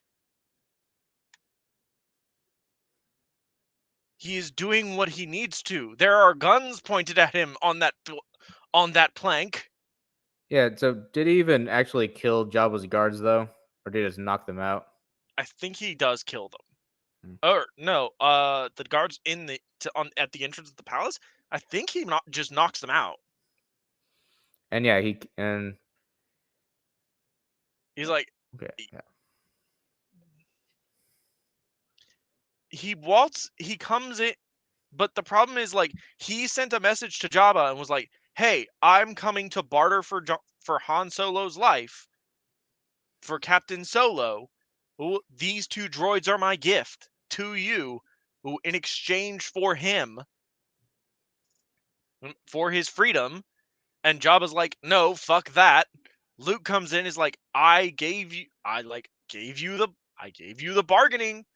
Now we gotta throw hands because I'm not leaving here without my friend. Jabba's like, ha! The Rancor will get rid of him. Luke defeats the Rancor, not without effort, mind you. None of this is being dramatic. He's like, look, I offered you a peaceful solution.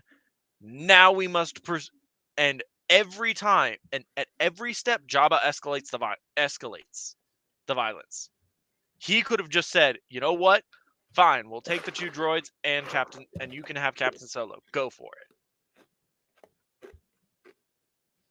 it. But let's be real. Luke and Han both probably are very familiar with Jabba. So him actually taking the droids and keeping that deal wasn't gonna happen. But like, Luke isn't being dramatic in this scenario. He's being smart. Like, he understood what needed to happen. The plan was for Leia to free Han and probably get him and sneak him the fuck out of there.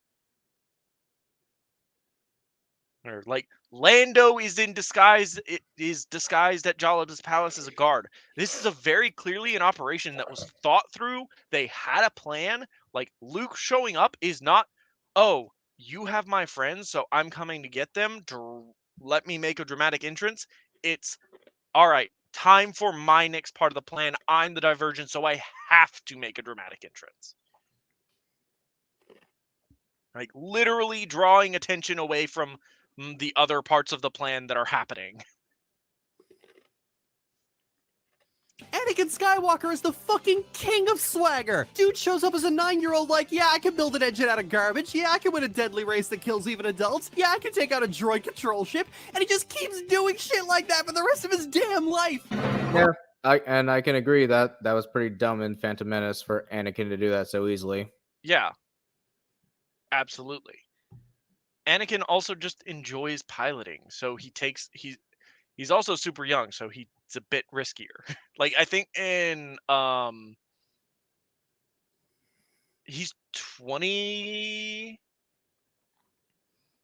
Yeah, He's like in his like late teens, early 20s. Yeah, like, if I could fucking fly, I'd do this shit. Be like, oh, this freaks you out? Let me just. Stop, Anakin. Hold up! Once again, you've proved... If you'll excuse me... I hate it when he does that. Brave of you, boy. But I would have thought you had learned your lesson. I am a slow learner. This is where the fun begins. I'm pretty sure that Beep is down. Drop your weapon. I said drop them.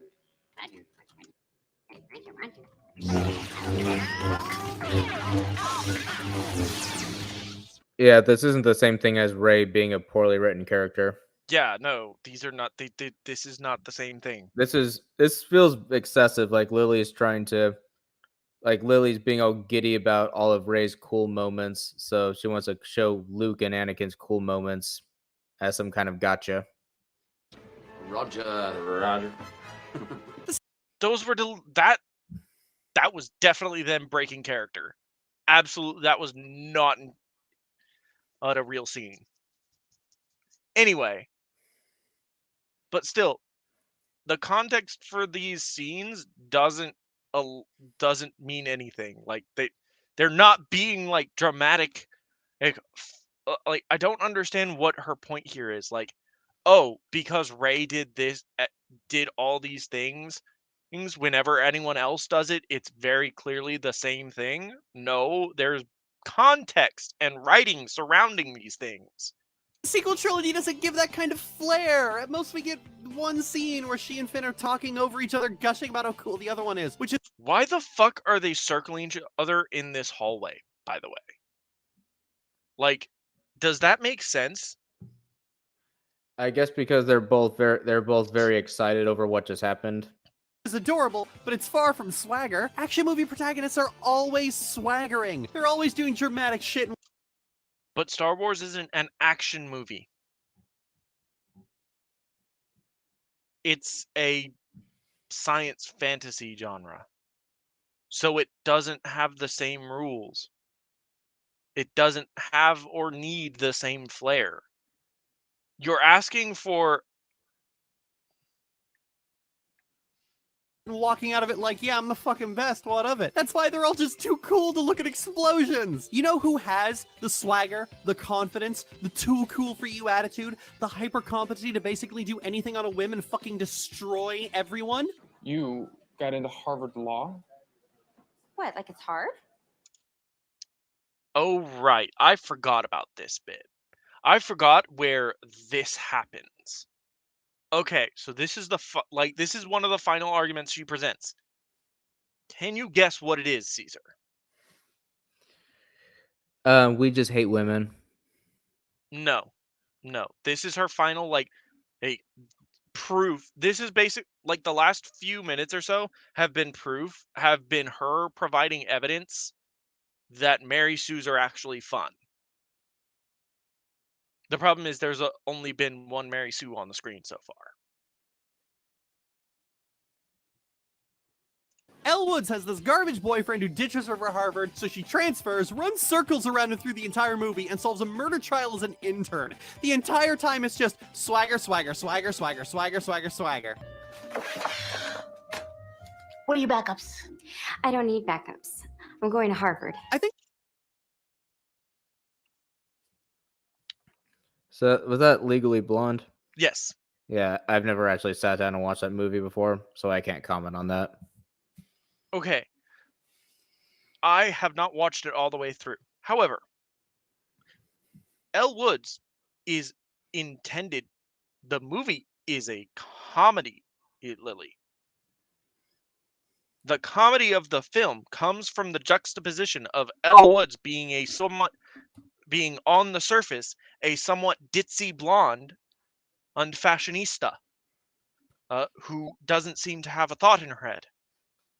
When in reality, she is actually a very intelligent, very competent young woman who is underestimated because she is, a blonde fashionista. Like, this is the point of the movie. My cat is staring daggers at me. It's past his feeding time. But we have so little of this video to review to respond to yet. So he can hold out.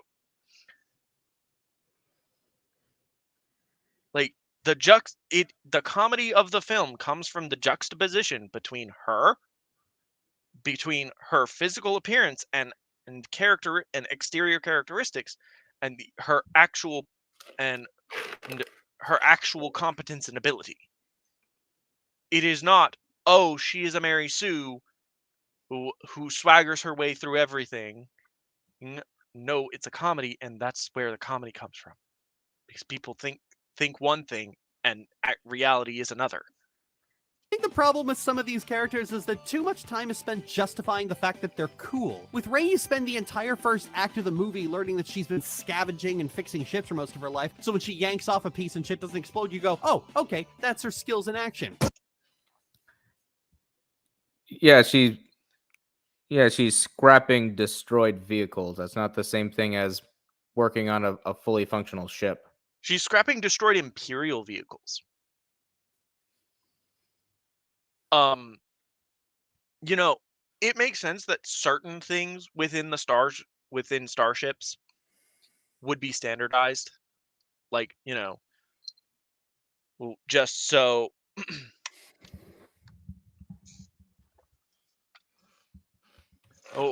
like it makes sense that certain things within starships would be standardized, but at some point a Star Destroyer, but you have to realize, Lily, at some point a Star Destroyer is not the same ship as the Millennium Falcon. What works for one may or may not work for the other. Rey would be very aware of this as she's a scavenger. Therefore, the parts that she could scavenge from certain vehicles would be entirely different. You're not going to pull the same parts from a TIE fighter that you are from a Star Destroyer.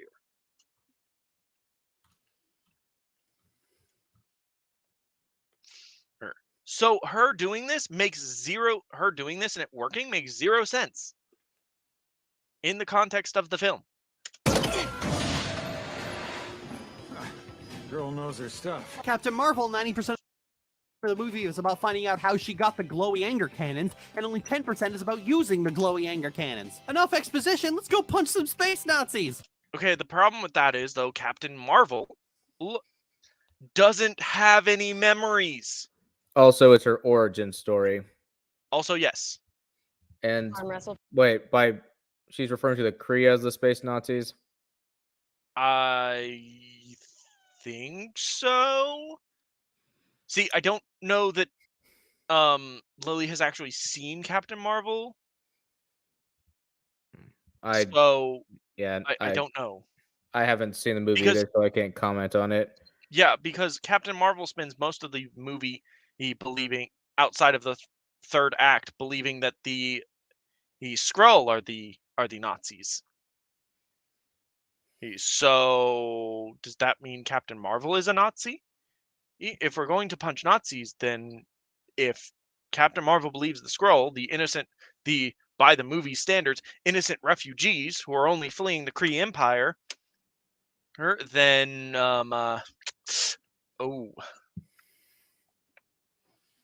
which again pokes so many holes in Secret Invasion, it's not even funny. For the Tesseract.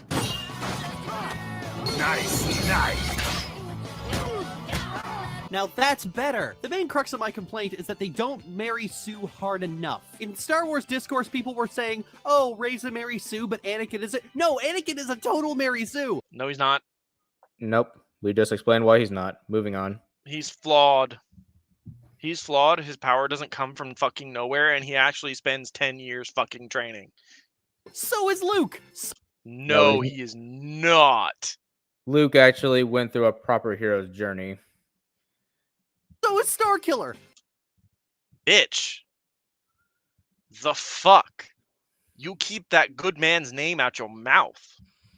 I mean, Starkiller's like a video game protagonist, so doesn't when him and Revan kind of have a pass.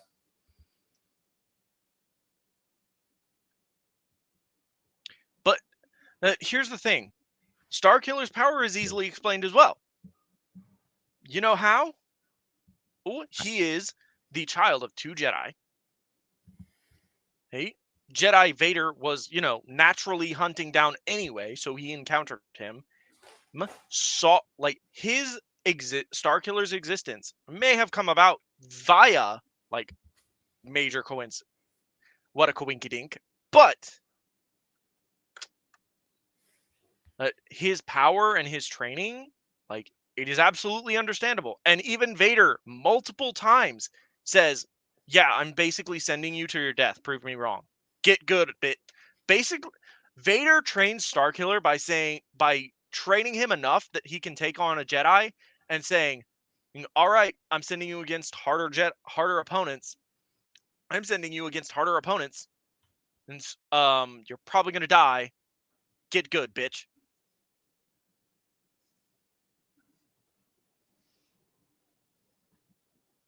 Like, and Starkiller is flawed. He's very at least his book counterpart is very insular. Like, he's very insular. He has his own thought. Like, he is a very well written character. He's not a Mary Sue. Damn it.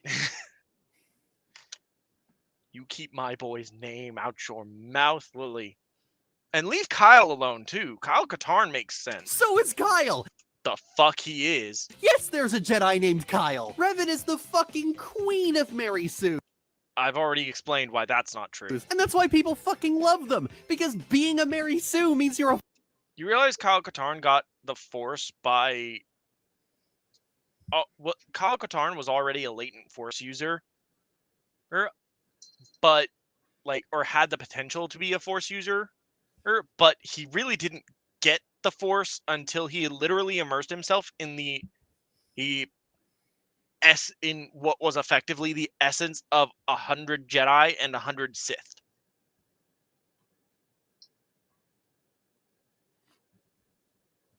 fucking badass, and these are action stories, so you have to be. People will claim they hate Mary Sue's because that's a snarl word on the internet.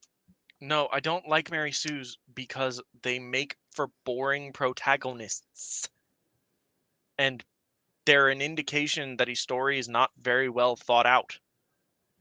For teenage girls having fun. But take that term out of the equation. It's clear people don't hate them as much as they claim they do. If anything, they love them. Look at all those people calling Darth Vader a force of nature. They're just unnecessarily nitpicky. Darth Vader is projected to be a force of nature. It's what adds to his intimidation factor. This idea... Oh, go on. Like, the level of intimidation Darth Vader brings is not that he is an incredibly skilled fighter and a powerful force wielder. It's that he never stops coming. He is an immovable object that will continue to march towards his objective no matter what you throw in his way.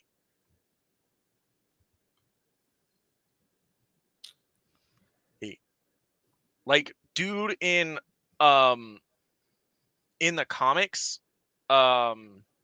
before Disney took over, dude shrugged off light hits from lightsabers, took on multiple Jedi, and even just held a grenade and had it detonate in his hands because he could, because he is robot, and he's just like, all right, boom. Yeah, I think characters being OP usually works better when they're the villain, because it then makes for a harder obstacle for the hero to overcome. But Darth Vader is specifically intended to be have that force of that sort of inevitability to him. That's part of his character. There is more to him than just that, but that is a part of his character. When the characters are women. Yeah, Lily, that's not a new observation. I know nature. They're just unnecessarily nitpicky when the characters are women. No, I'm unnecessarily nitpicky. I'm not being unnecessarily nitpicky. I'm asking questions. Basic questions. I am asking, how do you explain thing X about your character, about this female character, this character who happens to be female? Yeah, Lily, that's not a new observation. I know that, but the preceding argument is always about how the character's powers are justified, so that makes them not a Mary Sue, when the response to this character is a Mary Sue should be, yeah, I know, it's fucking great. Lily likes the jingly keys, and yes, drawing, very correct. Lily likes the jingly keys, and we shouldn't take them away from her because she'll be whiny. Mary Sue is a term And only throw a exists chair. because fan Do what? And throw a chair.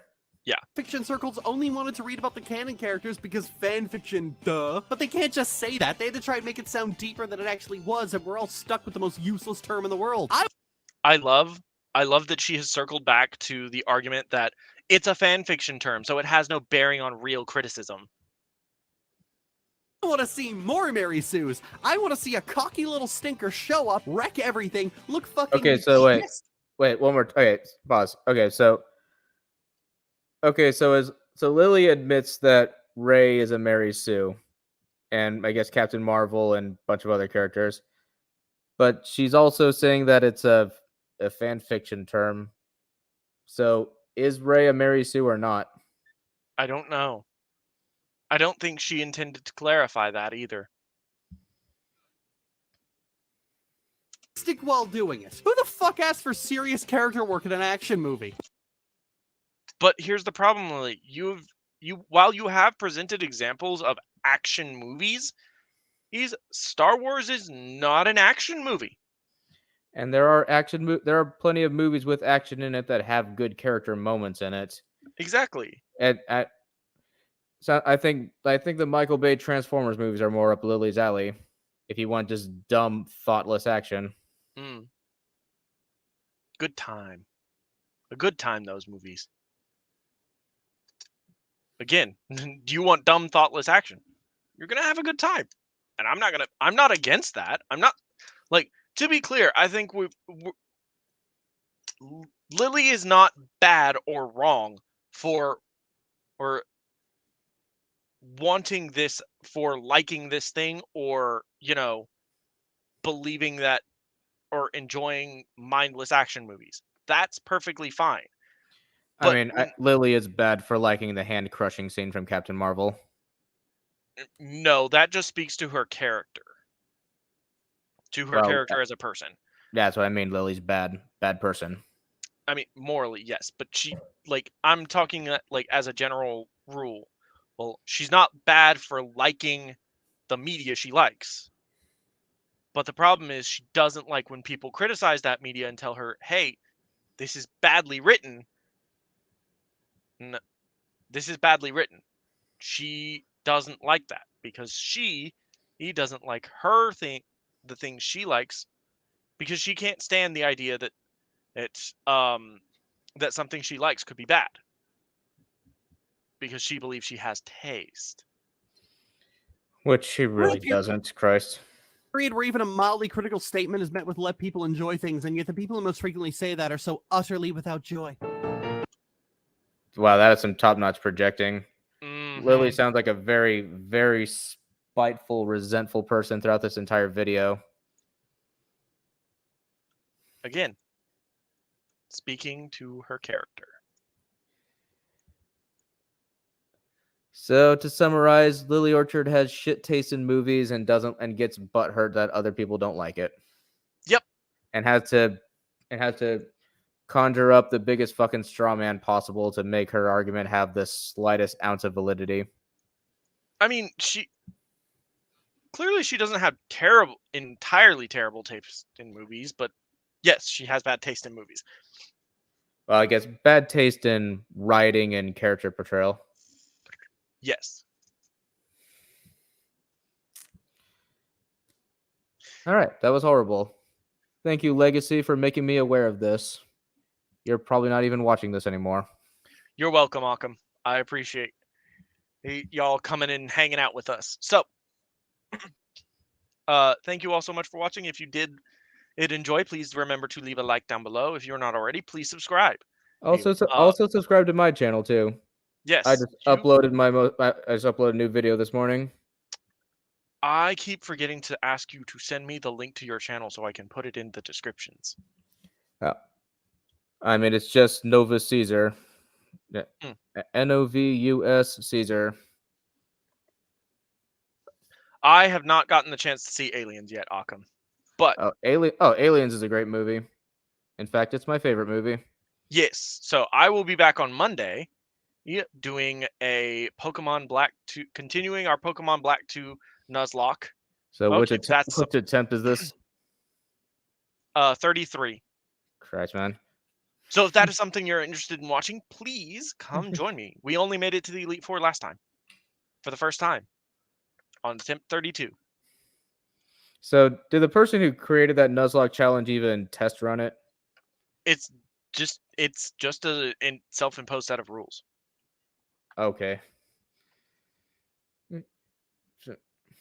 So I mean, so you're okay. Yeah. Anyway, hey, if that is something you're interested, check me out. I am live from 2 to 4 or most every day. That will change. U.S. Central Time. Yes, U.S. Central. Excuse me. That will probably change after next week because I'll be starting my new job, but I'll keep you all informed on that. Anyway, thank you all so much for watching. You have a wonderful day. Later.